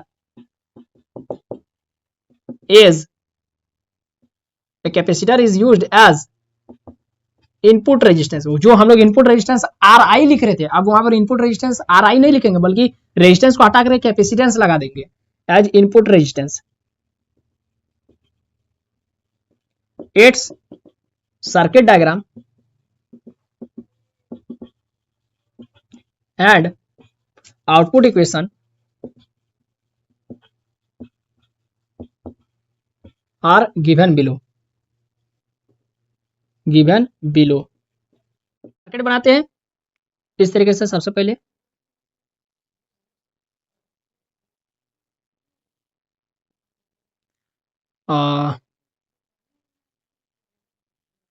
feedback resistance RF, current जा रहा है इससे IF, और ये है आउटपुट वोल्टेज VO।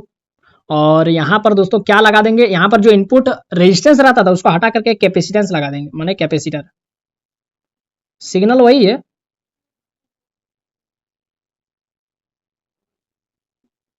ये 0 वोल्ट है, पॉजिटिव नेगेटिव, ये इन्वर्टिंग टर्मिनल, ये नॉन इन्वर्टिंग टर्मिनल, इसलिए ये नेगेटिव ये पॉजिटिव, ये आउटपुट, ये 0 वोल्ट। ठीक है, नॉन इन्वर्टिंग टर्मिनल को ग्राउंड से कनेक्ट करते हैं और ग्राउंड हमेशा 0 वोल्ट रहता है, ठीक है, और ये भी इनपुट सिग्नल।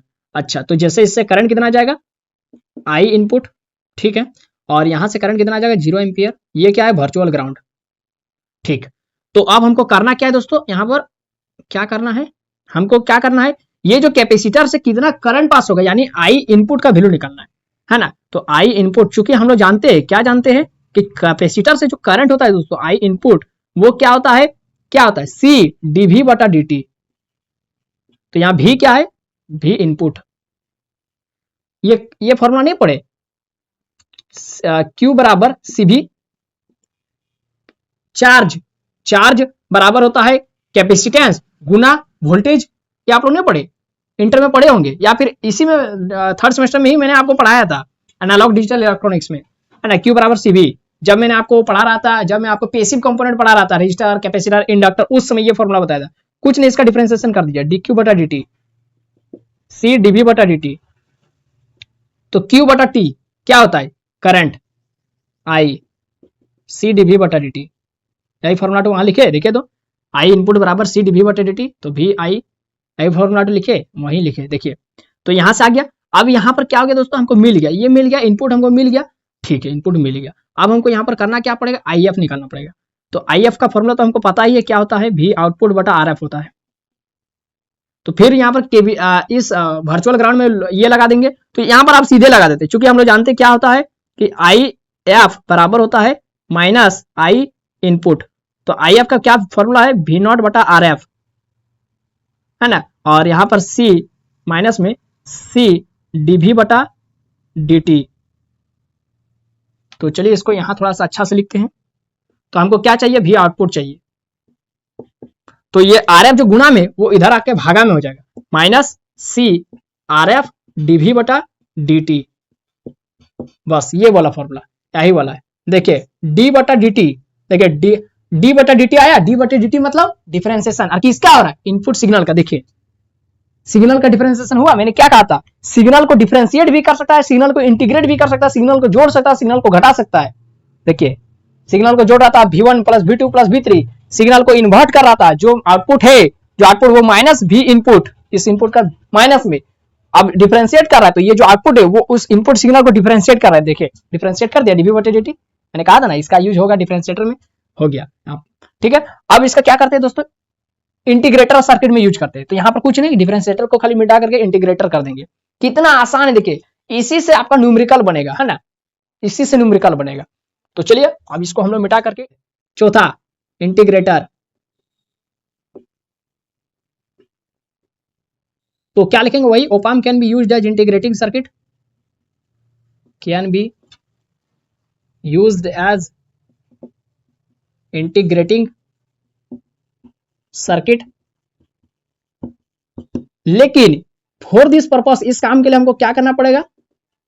अब आप लोग सोच रहे कि कैपेसिटर को फिर से हम लोग इनपुट रेजिस्टेंस की जगह लगाएंगे, फिर से नहीं, अब कैपेसिटेंस लगाएंगे लेकिन फीडबैक रेजिस्टेंस के रूप में लगाएंगे। यानी for this purpose a capacitor is used as feedback resistance, यानी जो फीडबैक में रेजिस्टेंस था उसको हटा करके वहां पर कैपेसिटेंस लगाएंगे। हाँ, इट्स सर्किट डायग्राम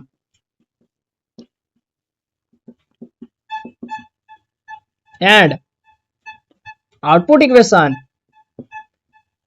देखिए दोस्तों बहुत आसान है, आप लोग खाली एक दो बार खाली रिवीजन कर लेंगे ना तो एग्जाम में इसको आराम से बना सकते हैं। Is given below.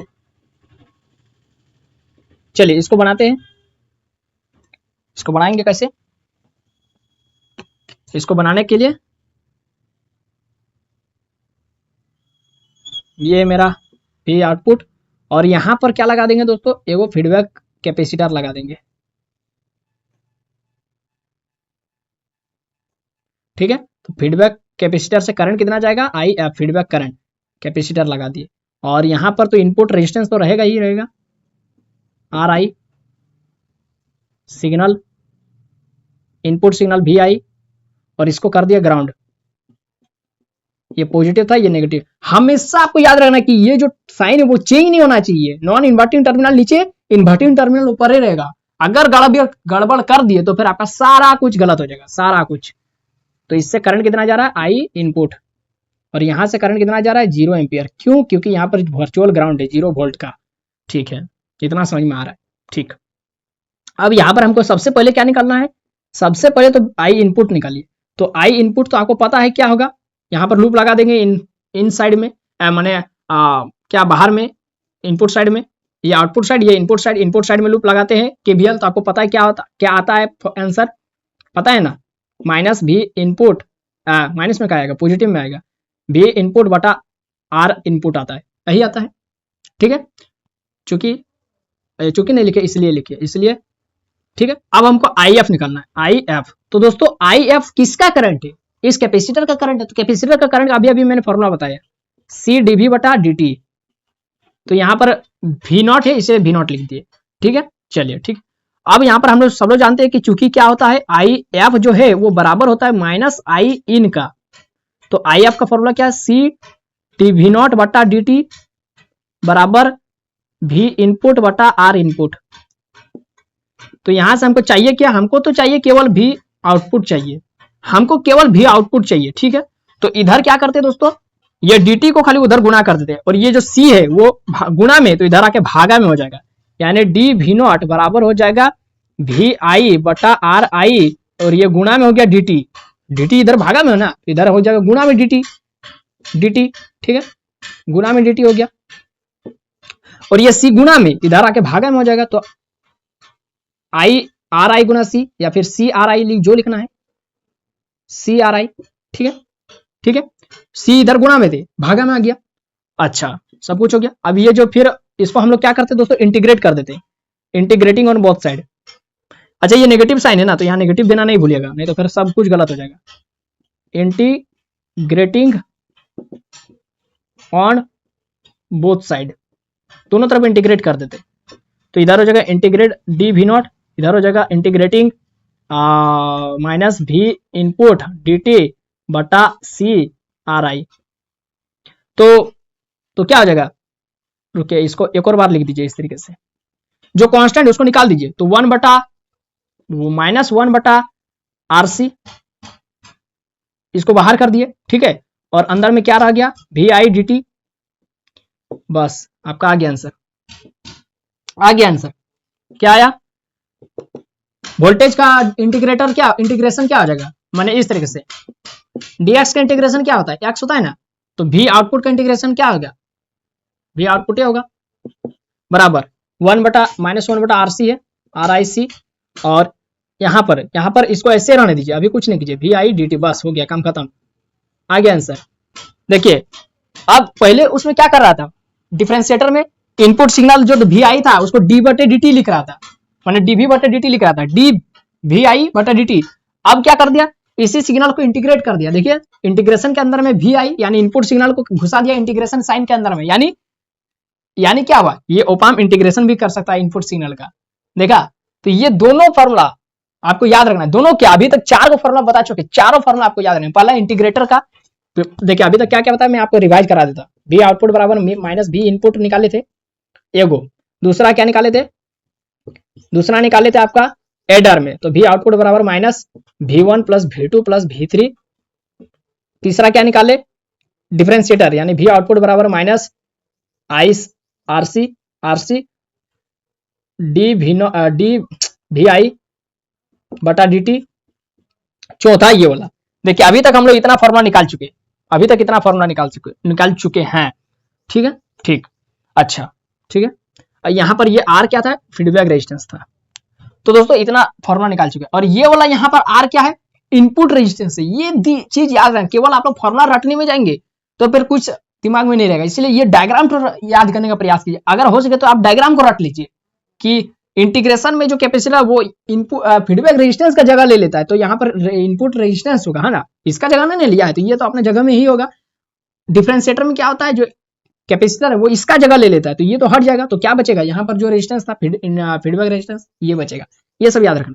अब दोस्तों चौथा हो गया, पांचवा क्या है मेरा, वोल्टेज फॉलोअर या फिर बफर, यानी जो हम लोग इनपुट सिग्नल दिए 5 वोल्ट, आउटपुट में भी 5 वोल्ट मिलेगा। तो क्यों, हमको क्यों चाहिए ऐसा, हम लोग तब फिर एम्पलीफायर लगाने का ही क्या जरूरत है, अगर हमको आउटपुट में भी 5 वोल्ट चाहिए, इनपुट में 5 वोल्ट दे रहे तो आउटपुट में 5 वोल्ट चाहिए, नहीं तो ज्यादा चाहिए सर, लेकिन चाहिए, लेकिन क्या है वो मैं आपको बताऊंगा, पहले इतना लिख लीजिए।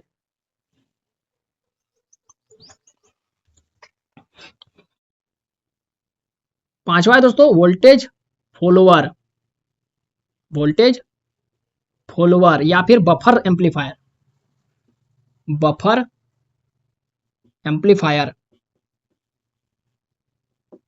तो ये एक ऐसा एम्पलीफायर है दोस्तों, ये एक ऐसा एम्पलीफायर है जिसका जो आउटपुट वोल्टेज है वो वही रहता है, सेम रहता है। मतलब 5 वोल्ट दिए तो आउटपुट में 5 वोल्ट मिलेगा, तो फिर किस लिए हम लोग एम्पलीफायर लगा रहे हैं, वोल्टेज सेम रहेगा लेकिन उसका पावर यानी आउटपुट पावर को बढ़ा देगा। नहीं समझ में आया, मान लेते हैं बैटरी है आपके पास, मोबाइल का बैटरी जो चल रहा है 5 वोल्ट में, ठीक है 5 वोल्ट में चल रहा है, या फिर आपका टीवी चल रहा है 12 वोल्ट में, पंखा चल रहा है 12 वोल्ट में, और जो बड़ा बड़ा जो गाड़ी का बैटरी सब रहता है, गाड़ी ट्रैक्टर में वो भी 5 वोल्ट 12 वोल्ट का रहता है। तो बोलिए टीवी भी चल रहा है 12 वोल्ट में, ट्रैक्टर का भी बैटरी 12 वोल्ट, ये कैसे हो सकता है? और बाकी जितना भी चीज है सब 12 वोल्ट में चल रहा है, जितना भी डीसी से चल रहा है, ये कैसे संभव है? 12 वोल्ट में चल जाएगा, वो टीवी तो कम वोल्टेज ले रहा है, एक टीवी 12 वोल्ट में कैसे चलेगा, जबकि ट्रैक्टर इतना भारी भरकम मशीन है, उसको चलाने के लिए 12 वोल्ट। डिफरेंस इस बात का है कि टीवी जो है 12 वोल्ट में चल रहा है मान लेते हैं, लेकिन उसमें पावर कम है, और जो ट्रैक्टर तो चल रहा है उसका बैटरी वो भी 12 वोल्ट है लेकिन उसका पावर ज्यादा है। नहीं जानते ये वाला फॉर्मूला, P बराबर होता है VI, हम वोल्टेज यहां पर 12 वोल्ट रख रहे, टीवी के लिए भी, और 12 वोल्ट रख रहे हैं ट्रैक्टर के लिए भी। लेकिन टीवी के लिए करंट जा रहा है 1 एम्पियर और ट्रैक्टर के लिए करंट जा रहा है 10 एम्पियर, 5 एम्पियर, 20 एम्पियर, है ना। तो पावर इसमें क्या होता है, क्या होता है पावर, पावर इसमें ये हो जाता है दोस्तों, क्या बढ़ जाता है। पावर देखिए 120 हो गया वाट, और इसमें पावर कितना मिल रहा है, मात्र 12 वाट। पावर का डिफरेंस है, वोल्टेज से लेना देना नहीं है, पावर से मतलब है। तो इस ट्रैक्टर को चलाने के लिए करंट ज्यादा चाहिए, और टीवी को चलाने के लिए मात्र 0 एम्पियर में 0.5 एम्पियर, 1 एम्पियर में भी टीवी चल सकता है। अभी तो एलईडी टीवी आ गया और कम करंट में चलेगा, है ना। मेन चीज है उसका क्या, उसका मेन चीज है आपका पावर, है ना। ट्रैक्टर कम करंट में तो चलेगा नहीं, उसके लिए तो ज्यादा करंट चाहिए, है ना। और ये क्या है, टीवी के लिए कम करंट में चल जाएगा। लेकिन पावर दोनों में डिफरेंस, पावर का डिफरेंस है। इसीलिए एक ऐसा एम्पलीफायर जिसका आउटपुट वोल्टेज तो सेम है, रिमेन सेम, लेकिन उसका पावर वो बढ़ा देता है, पावर को बढ़ा देता है। यानी इसका इस्तेमाल वोल्टेज को बढ़ाने के लिए नहीं किया जाता, पावर को बढ़ाने के लिए। तो लिखेंगे it is a, this amplifier is used, या this is a amplifier, this it is uh, क्या लिखेंगे, इट इज एन एम्पलीफायर, यह एक ऐसा एम्पलीफायर है हुज आउटपुट वोल्टेज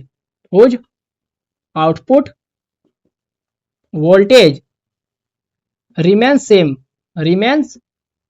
सेम, उसका आउटपुट वोल्टेज तो सेम रहता है, बट लेकिन output power increase, output power बढ़ जाता है।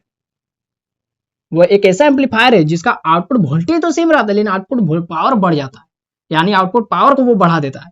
अच्छा ठीक है, तो इसका यूज किया जाता है, it is used to balance load को बैलेंस करने के लिए, ठीक है। जिसमें कम, जो ज्यादा लोड का है, जिस लोड का मान माने उसको ज्यादा करंट चाहिए, तो वोल्टेज उतना ही है लेकिन करंट बढ़ा दो तो पावर बढ़ जाएगा, ठीक है। मतलब लोड को बैलेंस करने के लिए, टू बैलेंस लोड, यानी लोड को, जैसा लोड वैसा करंट वोल्टेज, है ना। कम पावर का लोड है तो उसको कम वोल्टेज दो और करंट भी कम दो। ज्यादा पावर का लोड है, ज्यादा पावर चाहिए उसको, तो वोल्टेज उतने है, करंट बढ़ा दो। तो बैलेंस लोड, यानी लोड को बैलेंस, लोड के हिसाब से, अगर आप फ्रिज चलाना है तो उसको करंट ज्यादा चाहिए, अगर आपको छोटा सा कोई एलईडी बल्ब चलाना है तो उसको पावर कम चाहिए, है ना। तो जैसा लोड वैसा पावर चाहिए। तो इसका जो वोल्टेज फॉलोअर या बफर एम्पलीफायर का यूज किया जाता है लोड को बैलेंस करने के लिए, और टू ड्राइव हाई लोड, बड़े बड़े लोड को चलाने के लिए इसका इस्तेमाल किया जाता है, ठीक है। अच्छा, तो इसको भी ओपाम का ही माध्यम से, मदद से बनाया जाता है। It is constructed with the help of op amp. चूंकि हम लोग ओपाम के एप्लीकेशन पढ़ रहे हैं ना, ओपाम का यूज, तो ओपाम का यूज किसमें किया जाता है, बफर एम्पलीफायर को बनाने में। It is used, it is constructed with the help of op amp, ठीक है। Whose circuit diagram and output equation are given below. चलिए अब इसका हम लोग सर्किट डायग्राम बनाते हैं, मजा आएगा, और उसको समझते हैं कि उसमें हो क्या रहा है। इतना पहले लिख लीजिए। तो लिख लिया दोस्तों इसको, इसका सर्किट देखिए कैसा बनता है। इसका सर्किट थोड़ा सा डिफरेंस होता है, थोड़ा सा। ये आपका क्या, ये पॉजिटिव है, ये नेगेटिव है, ठीक है। यहां से क्या सिग्नल दिया जा रहा है, भी इनपुट दिया जा रहा है, भी आई, और ये क्या है दोस्तों, मेरा ग्राउंड है, ठीक है। अच्छा, तो यहां से एक रजिस्टर लगा हुआ है, इनपुट रजिस्टर, और ये क्या है दोस्तों, फीडबैक रजिस्टर, और ये क्या है, मेरा आउटपुट, ठीक है, ये आउटपुट है, ठीक है। अच्छा, ये आर है, ये भी आर है, ये इनपुट रेजिस्टेंस, ये फीडबैक रेजिस्टेंस।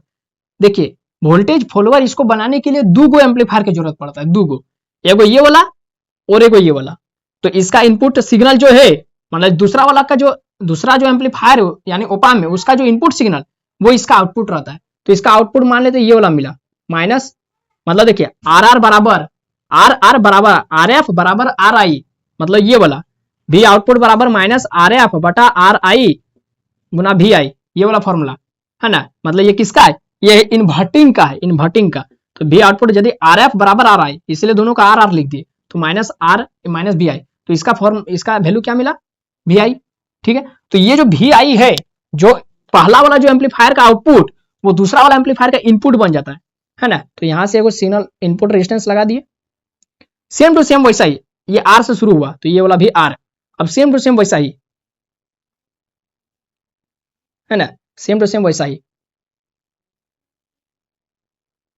इसको ग्राउंड कर दिया, ये पॉजिटिव ये नेगेटिव, और ये हो गया आउटपुट भी आउटपुट, यानी इसको डॉट डैश दे दीजिए, ये मेन वाला ये इनपुट सिग्नल, और इसका जो फाइनल आउटपुट है यहां मिलेगा, जो कि दो ये है किससे जुड़ा हुआ, दो एम्पलीफायर से, दो ऑप-एम्प से, है ना। तो ये आर, ठीक है।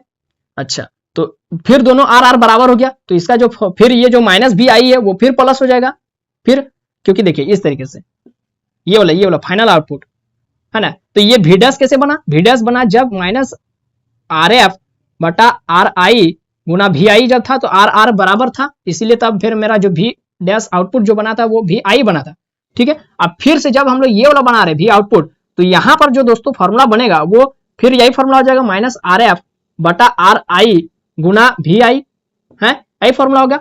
लेकिन इसमें बात ये है कि यहाँ पर जो आर एफ और आर एफ फिर बराबर है, आर आर तो फिर बराबर है, तो यहाँ पर जो भी आउटपुट होगा वो फिर माइनस में भी आई हो जाएगा, है ना, हो जाएगा। अब ये जो भी आई जो दिया हुआ है दोस्तों, वो दिया हुआ है कितना, ये जो भी आउटपुट है ना, कहाँ गया, ये जो भी डैश है वो माइनस भी आई, तो यहाँ पर तो इसका इनपुट क्या है, ये भी आई क्या है, भी आई है आपका ये वाला माइनस भी आई, भी आई क्या है, ये तो माइनस भी आई है ना, जो इसका इनपुट है, जो इसका ये वाला एम्पलीफायर का इनपुट क्या है, पहला वाला एम्पलीफायर का आउटपुट, तो आउटपुट कितना मिला था, माइनस भी आई, इसलिए यहाँ पर माइनस भी आई।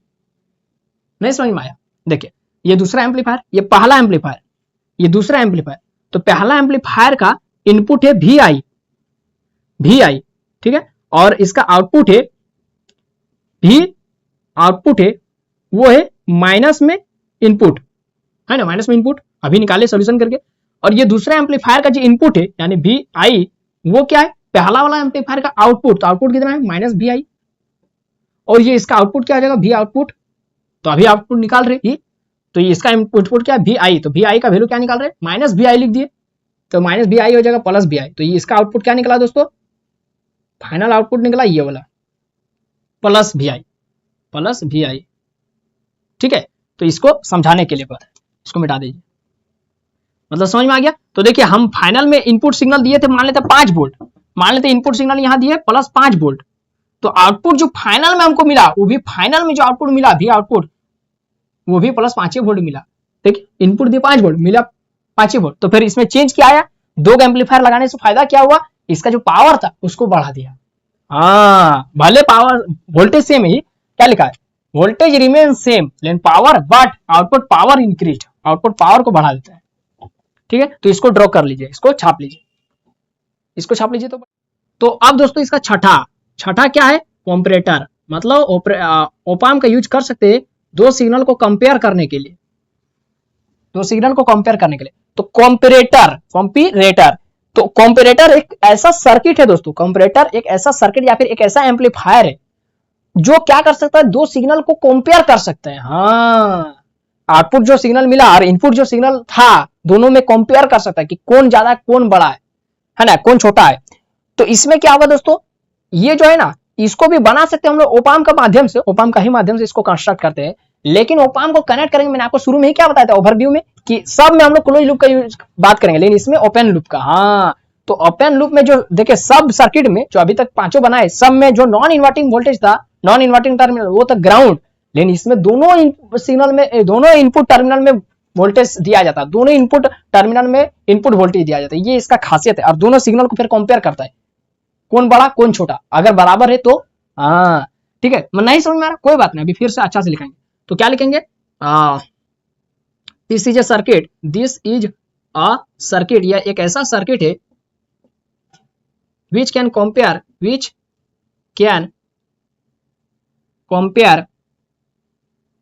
टू सिग्नल्स, जो दो सिग्नल्स को कंपेयर कर सकता है। ठीक है, अच्छा दो सिग्नल को कंपेयर करता है, तो it can be constructed, it can be constructed, इसको भी बना सकते हैं with the help of op-amp.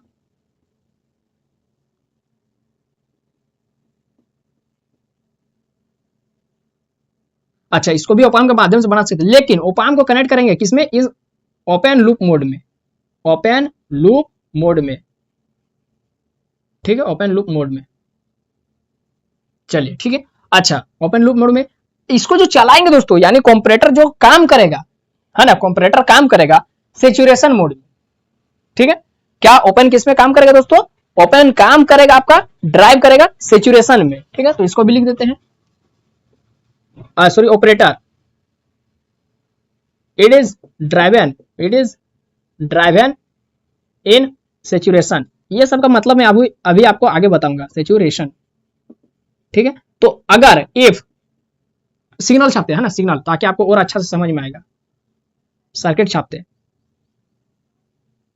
ये नेगेटिव, ये पॉजिटिव, ये आउटपुट, ठीक है। ये क्या है, प्लस वीसीसी, ये क्या है, नेगेटिव वीसीसी, नेगेटिव वीई। दोस्तों इससे पहले जितना भी सर्किट छापे उसमें ये सब दोनों नहीं छाप रहे थे, है ना, वीसीसी और वीई, लेकिन है वहां पर, है, छाप नहीं रहे लेकिन है, और इसमें दोनों को छाप रहे।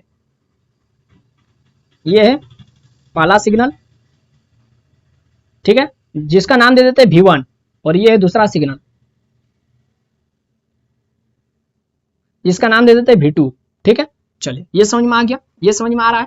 अच्छा, अगर मान लेते हैं, कंडीशन सुनिए, अगर नॉन इन्वर्टिंग वोल्टेज V1, ये क्या है, पॉजिटिव मतलब नॉन इन्वर्टिंग वोल्टेज, अगर non inverting voltage V1 is greater than inverting voltage V2, then क्या होगा, आउटपुट, जो आउटपुट होगा वो क्या होगा, सैचुरेशन होगा, लेकिन किसका सैचुरेशन होगा, वो होगा पॉजिटिव वोल्टेज का सैचुरेशन होगा।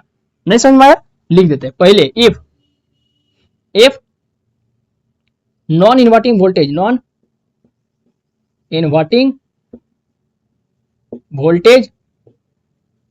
V1 is greater then,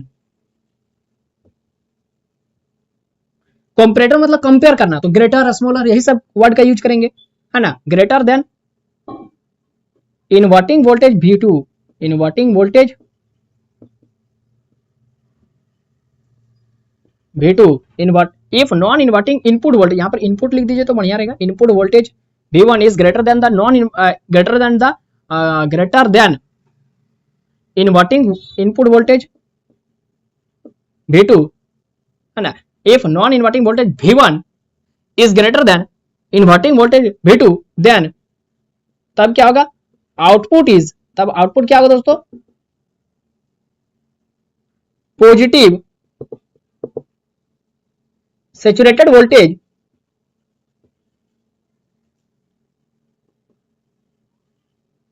VCC, ये होगा। अब आपको समझ में आ रहा होगा कि अगर मान लेते हैं V1 बड़ा है V2 से, तो जो आउटपुट होगा वो VCC का सैचुरेटेड वोल्टेज होगा, बस।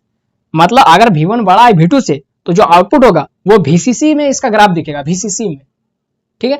ये दोस्तों इसको अगर बढ़िया से समझना है तो कल का वीडियो में मैंने लास्ट में, आपको पूरा वीडियो देखने का कोई जरूरत नहीं, आप लास्ट में जाइए और वहां पर एग्जांपल समझाया गया, वहां पर देखिए कि वो सैचुरेशन रीजन में चला जाता है, कट ऑफ हो जाता है, बस वो वाला एग्जांपल खाली देख लीजिए, तब ये वाला आपको समझ में आएगा, है ना। ऐसे नहीं समझ में आएगा कि मैं ग्राफ बोल रहा हूं, क्या है, कुछ नहीं समझ में आ रहा है। अच्छा, अदरवाइज नहीं तो क्या होगा, इट इज मतलब output is negative saturated voltage, negative saturated voltage VEE। अगर मान लेते इसका उल्टा V2 बड़ा हो गया V1 से, तो जो आउटपुट होगा V आउटपुट, वो negative voltage, negative saturated voltage होगा, यानी माइनस VEE होगा उसका वैल्यू, है ना। चलिए समझ में आ गया, अच्छा समझ में आ गया, तो बस खत्म हो गया, ये वाला इतना ही था दोस्तों।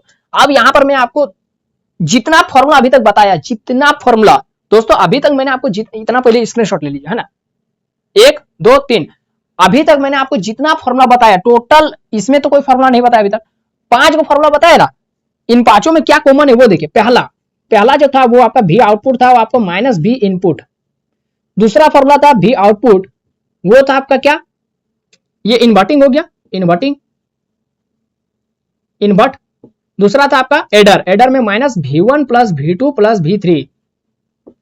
तीसरा है दोस्तों माइनस, ये क्या था, डिफरेंशिएटर है ना, ये एडर था, एडर, ये डिफरेंशिएटर, तो ये हो जाएगा RFC और DV इनपुट बटा DT, ये था डिफरेंशिएटर,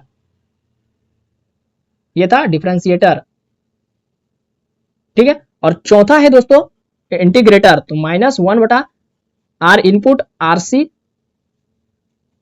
इंटीग्रेशन ऑफ D कहां से आ गया, V इनपुट DT, ये क्या है, इंटीग्रेशन का है, इंटीग्रेशन का है। और पांचवा क्या था दोस्तों, पांचवा था आपका क्या, पांचवा था वोल्टेज फॉलोअर, यानी जो आउटपुट है वही मिला था आपको इनपुट, माने आउटपुट बराबर इनपुट, ये था, ये था।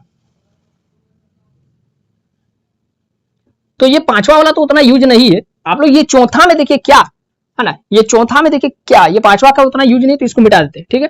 देखिए इस पर न्यूमेरिकल में बताएंगे, ये चौथा माने चारों, इस चारों में कॉमन क्या दिख रहा है, फॉर्मूला सब में अलग अलग है, ये फॉर्मूला अलग है, इसमें फॉर्मूला अलग है, ये अलग है, ये अलग है, कॉमन क्या है सब में, इधर आउटपुट तो ठीक है, ये वाला तो हमको समझ में, सर ये कुछ बच्चे सर भी आउटपुट ये वाला कॉमन है, ये तो हमको भी पता चला, और क्या कॉमन है, फिर कुछ बच्चे बोलेंगे सर बराबर का साइन कॉमन है, अरे वो सब समझ में आ रहा है, लेकिन और क्या कॉमन है, नेगेटिव साइन, हाँ, तो नेगेटिव साइन आखिर आया कैसे, बोलिए तो, नेगेटिव साइन कैसे आया, कोई बता सकते हैं? देखिए बताने का बहुत आसान सा इसका आंसर है, हम लोग इनपुट सिग्नल दे कहां रहे थे, कौन सा टर्मिनल में दे रहे थे, नेगेटिव में दे रहे थे ना पॉजिटिव में दे रहे थे, बोलिए किस में दे रहे थे इनपुट सिग्नल, ये वाला किस में दे रहे थे, इसमें दे रहे थे ना इसमें दे रहे थे, बोलिए, ये तो ग्राउंड था, ये तो 0 वोल्ट था, इसमें दे रहे थे, और ये क्या है नेगेटिव में, इसीलिए आंसर आपका नेगेटिव में आ रहा था। अगर मान लेते इसमें सिग्नल दे देंगे तो इसमें ऐसा कनेक्ट कर देंगे तो तब फिर पूरा फॉर्मूला गड़बड़ा जाएगा, पूरा फॉर्मूला है। इसीलिए हमेशा जो हम लोग ओपाम का यूज करते हैं, जितना भी सर्किट हम लोग बनाते हैं इलेक्ट्रॉनिक्स में, है ना, सब में हम लोग नॉन इन्वर्टिंग टर्मिनल का यूज करते हैं, इन्वर्टिंग, इसका बहुत अच्छा यूज है। देखिए इतना सारा, अगर हम लोग ये इस सिग्नल का यूज करेंगे तो मेरा कुछ नहीं मिलेगा, इन्वर्टिंग भी नहीं मिलेगा, एडर भी नहीं मिलेगा, डिफरेंशिएटर कुछ नहीं मिलेगा। इसीलिए जो इंजीनियरों ने एक खास टर्मिनल को पकड़ लिया है कि हमको ओनली इन्वर्टिंग टर्मिनल का यूज करना है, इन्वर्टिंग इनपुट वोल्टेज में ही सप्लाई देना है, सिग्नल देना है, समझ में आया। इसीलिए सब फॉर्मूला में नेगेटिव आ रहा था, मतलब इससे पता चल रहा है कि जो सिग्नल दिया गया वो इन्वर्टिंग टर्मिनल में दिया गया। हाँ तो दोस्तों अब मैं आपको कुछ न्यूमेरिकल बता रहा हूं जिसमें यही चारों फॉर्मूला का यूज होगा, ठीक है। तो आप पहले इतना स्क्रीनशॉट ले लिए, तो मैं मिटा देता हूं और न्यूमेरिकल में आपको दे रहा जो यही चारों फॉर्मूला यूज होगा, यही चारों फॉर्मूला। तो दिखाते हैं आपको कि कैसा क्वेश्चन आता है एग्जाम में। एग्जाम में हमको नहीं लग रहा कि न्यूमेरिकल देगा, लेकिन ये सब देगा, थ्योरी वाला है ना। आपको बोलेगा कि write the applications of op amp, explain करने देगा एकदम 14 मार्क्स का, और पिन डायग्राम भी उसी में दे देगा, पिन डायग्राम भी। तो न्यूमेरिकल लगा देते हैं। तो देखिए दोस्तों ये वाला question, find the output voltage, यानी आपको क्या निकालने बोल रहा है, भी आउटपुट निकालने बोल रहा है, ठीक है। इन द गिवन सर्किट, ये वाला सर्किट दिया हुआ है, तो कैसे निकालेंगे, सॉल्यूशन करते हैं। सबसे पहले गिवन में क्या क्या दिया हुआ वो देखिए, गिवन डेट गिवन में दिया हुआ है, हमको यहाँ पर भी आई का वैल्यू दे दिया कितना, 3 मिली वोल्ट। तो 3 मिली का मतलब 10 का पावर -3 वोल्ट, ठीक है, ठीक है। और क्या दिया हुआ है, ये आर इनपुट का वैल्यू दे दिया है 1 किलो ओम, 1 किलो का मतलब 1000, ठीक है, ओम ओम ओम। और आर एफ फीडबैक रेजिस्टेंस का भी वैल्यू दे दिया 10 किलो ओम, तो के का मतलब 10,000, ठीक है, ठीक है, और कुछ नहीं दिया। तो हमको क्या निकालना, आउटपुट। तो आउटपुट निकालने का कोई फॉर्मूला है जिसमें ये 3 गो का यूज होगा, खाली है कौन वाला, देखिए तीनों में से।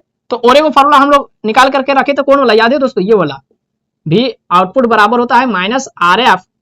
ये वाला कहां से निकला था, ये वाला इन्वर्टिंग, जब RF बराबर RI किए थे, यहाँ पर तो RF बराबर RI तो नहीं है, यहाँ पर तो ये वाला फॉर्मूला यूज होता है, लेकिन कब, जब यहाँ पर 1 किलो ओम और 1 किलो ओम देता है, तब ये वाला फॉर्मूला यूज होता है, पहला वाला।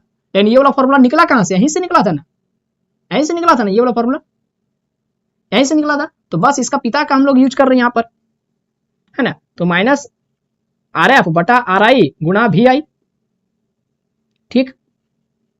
तो -RF का वैल्यू कितना, 10 किलो, और RI का कितना है 1 किलो, गुणा VI का वैल्यू कितना है 3 मिली वोल्ट, ठीक है। तो के खत्म, और मिली का मतलब होता है 10 का पावर -3। तो ये हो गया दोस्तों, इधर लिख देते इधर। तो भी आउटपुट बराबर हो गया आपका -10 गुणा 3 गुणा 10 का पावर -3 वोल्ट।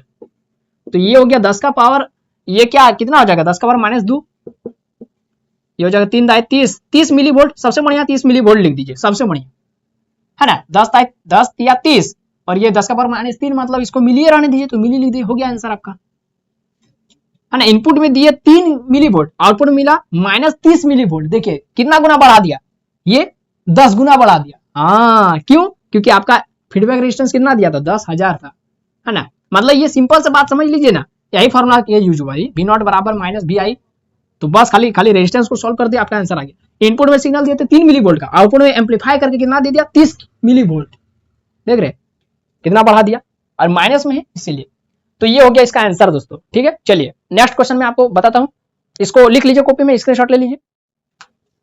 तो इस क्वेश्चन को सॉल्व कीजिए दोस्तों। फिर यहां पर वही बोला कि find output voltage V output in the given circuit.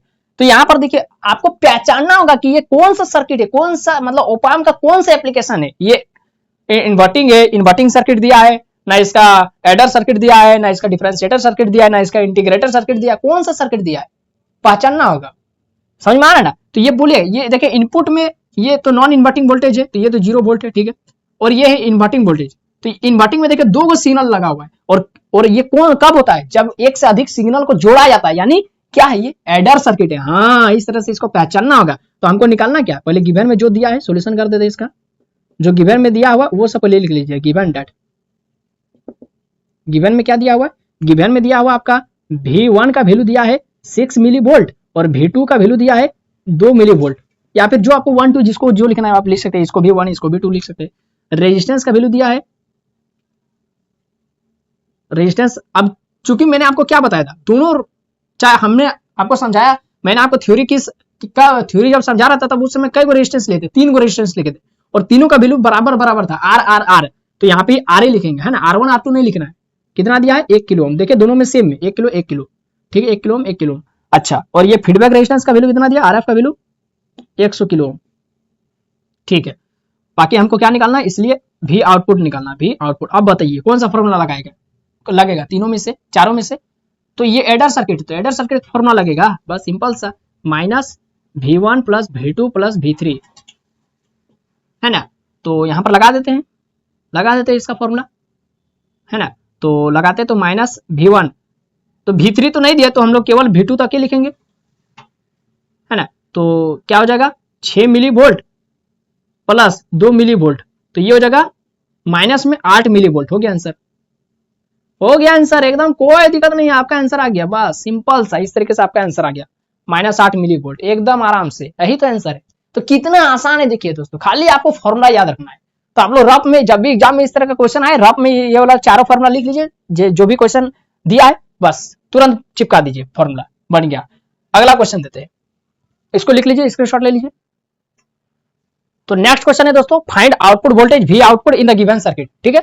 चलिए इसमें लगा, अब पहले पहचानिए कि ये कौन सा सर्किट दिया है, फिर वही क्वेश्चन, इन्वर्टिंग दिया है ना, एडर दिया है ना, आपका डिफरेंशिएटर दिया है ना, इंटीग्रेटर दिया, पहचानिए, पहले पहचान लिए क्या है, आपको पता चलिए। हाँ क्या है, इनपुट रेजिस्टेंस एज अ, या फिर क्या होता है जब capacitor is used as a input resistance, तो ये कौन सा सर्किट होता है, डिफरेंशिएटर सर्किट। हाँ आपका याद है, तो पहले तो यहाँ पर कौन सा फॉर्मूला लगेगा दोस्तों, डिफरेंशिएटर सर्किट, इसका फॉर्मूला लगेगा। तो पहले सॉल्यूशन में गिवन डेट जो दिया है उसको लिख लेते हैं। तो सबसे पहले जो यहाँ पर VI का वैल्यू दिया है, तो यहाँ पर VI का वैल्यू दिया हुआ है 30 sin ω t मिली वोल्ट, ठीक है, कोई दिक्कत नहीं। अच्छा, और तो यहाँ पर दोस्तों तो यहाँ पर 30 sin ω t मिली वोल्ट है। तो 30 sin ω, अच्छा बाकी सब लिख लेते हैं। कैपेसिटेंस का वैल्यू दिया है 3 माइक्रोफेराड, तो 3 × 10⁻⁶ हो जाएगा फैराड। और RF यानी फीडबैक रेजिस्टेंस का वैल्यू दिया 10 किलो ओम, ठीक है। तो ये जो 30 sin ω t, तो इसका मैक्सिमम वैल्यू कितना है 30, और मिली मतलब 10⁻⁻3, ठीक। तो हमको फॉर्मूला क्या पता है V आउटपुट निकालने का, ये बोला -RF C dVi/dt, -RF का वैल्यू 10 किलो, सी का वैल्यू कहाँ गया 3 माइक्रोफेराड यानी 3 गुना 10 का पावर माइनस 6 और डी वी का वैल्यू पूरा चिपका दीजिए 30 साइन ओमेगा टी खत्म। और मिली वोल्ट तो मिली वोल्ट उस पर भी ध्यान देना है, ठीक है, मिली वोल्ट, ठीक, मिली वोल्ट पर भी ध्यान देना है, मिली वोल्ट बटा dt, ठीक है। तो 30 मिली वोल्ट है ना, मिली का मतलब क्या था 10 का पावर माइनस 3 लिख दीजिए उसको, काहे छूट जाएगा, है ना। हाँ तो 10 का पावर माइनस 3 तो ये तो आपका डिफरेंशिएट होगा नहीं, तो जो कांस्टेंट है उसको निकाल देते हैं, है ना, जो कांस्टेंट है उसको निकाल देते हैं।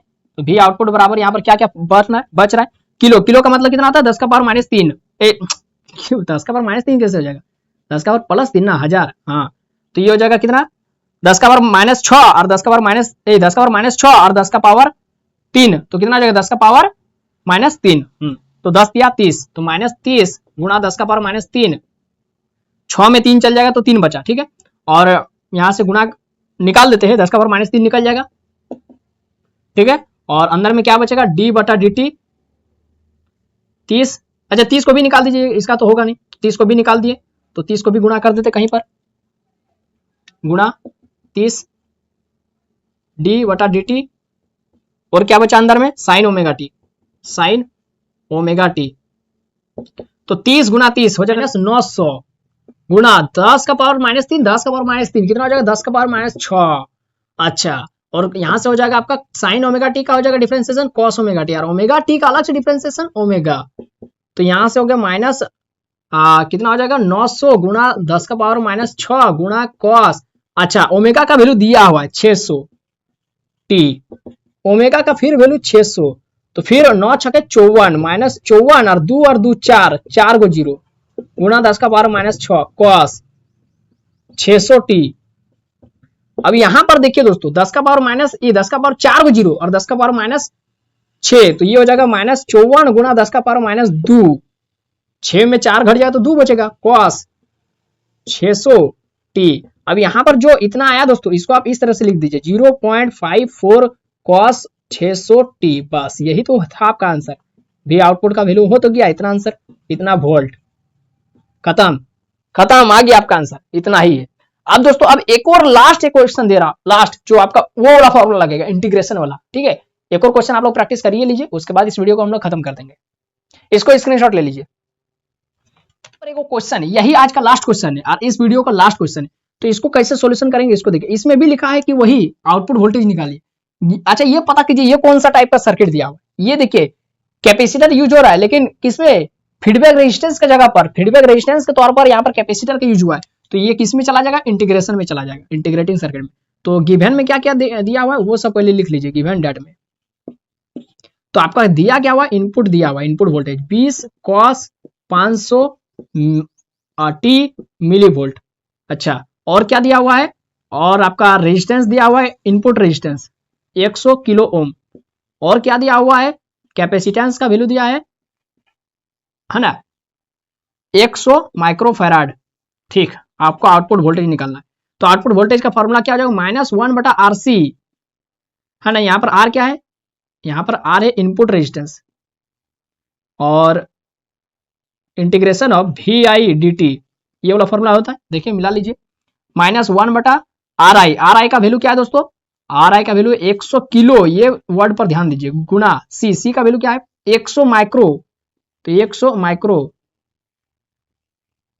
इंटीग्रेशन VI मतलब 20 कॉस 500 टी मिली वोल्ट, तो वोल्ट को हटा दीजिए और DI dt, ठीक है। चलिए अब इसका इंटीग्रेशन करते हैं, तो हम मेरा निकलेगा क्या भी आउटपुट निकलेगा, तो -1 बटा अच्छा 100 और 100 तो 10 का पावर कितना हो जाएगा, मतलब क्या हो जाएगा 10 यार, यानी 10 का पावर 3 नहीं 4 गो जीरो, अच्छा। और किलो मतलब 10 का पावर 3 और माइक्रो मतलब 10 का पावर -6, अच्छा। अरे यहाँ से इंटीग्रेशन किसका नहीं होगा कांस्टेंट का नहीं होता, तो कांस्टेंट को निकाल दीजिए, जैसे 20 एगो कांस्टेंट है उसको निकाल दीजिए, और मिली मतलब हो गया 10 का पावर -3 उसको भी निकाल दीजिए, तो अंदर में होगा किसका इंटीग्रेशन केवल cos 500 t dt, बस इसी का होगा ना 500 t dt, ठीक है।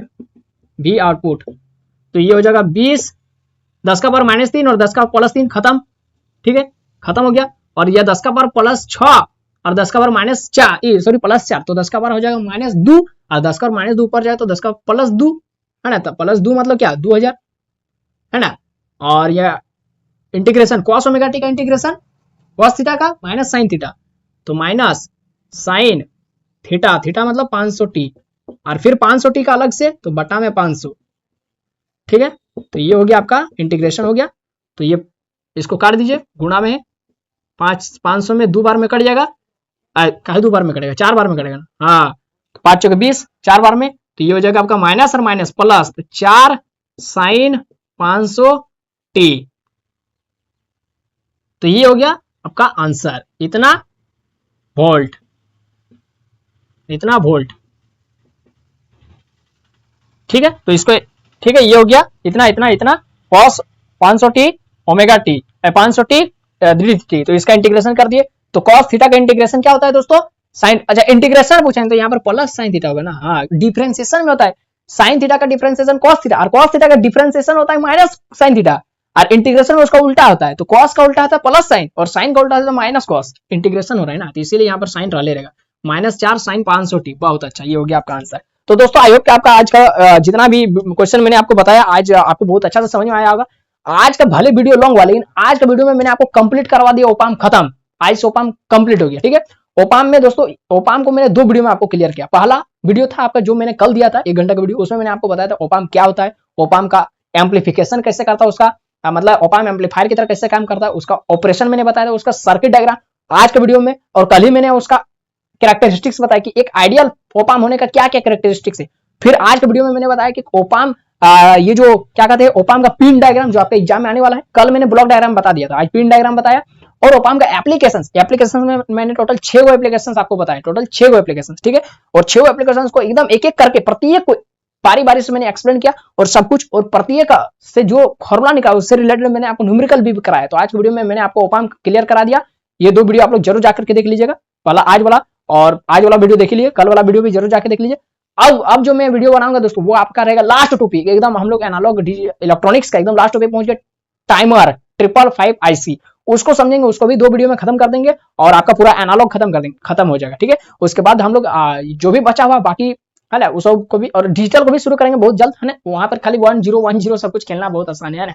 तो ट्रांसमिशन डिस्ट्रीब्यूशन को उसके बाद शुरू करेंगे, क्योंकि बच्चे बोल रहे हैं कि सर ट्रांसमिशन को छोड़ कर दिए, उसको भी क्लियर करिए। तो ट्रांसमिशन जो हमारा रुका हुआ है सुपरपोजिशन थ्योरम, उसको कंप्लीट हो वो भी वहां तक हुआ है। उसके बाद से मैं आपको 3 फेज लाइन पढ़ाऊंगा, ठीक है। अब काफी अच्छा चीज आने वाला है दोस्तों, तो इसलिए आप चैनल को सब्सक्राइब कर लीजिए, और अगर ये वीडियो पसंद आए तो लाइक कर दीजिए और अपने दोस्तों में शेयर कर दीजिए, ठीक है। और बेल आइकन को भी ऑल पर प्रेस कर लीजिए सब्सक्राइब करने के बाद, ताकि नोटिफिकेशन आपके मोबाइल आता रहेगा। तो फिर मिलते हैं नए वीडियो में, तब तक पढ़ते रहे। जय हिंद, वंदे मातरम।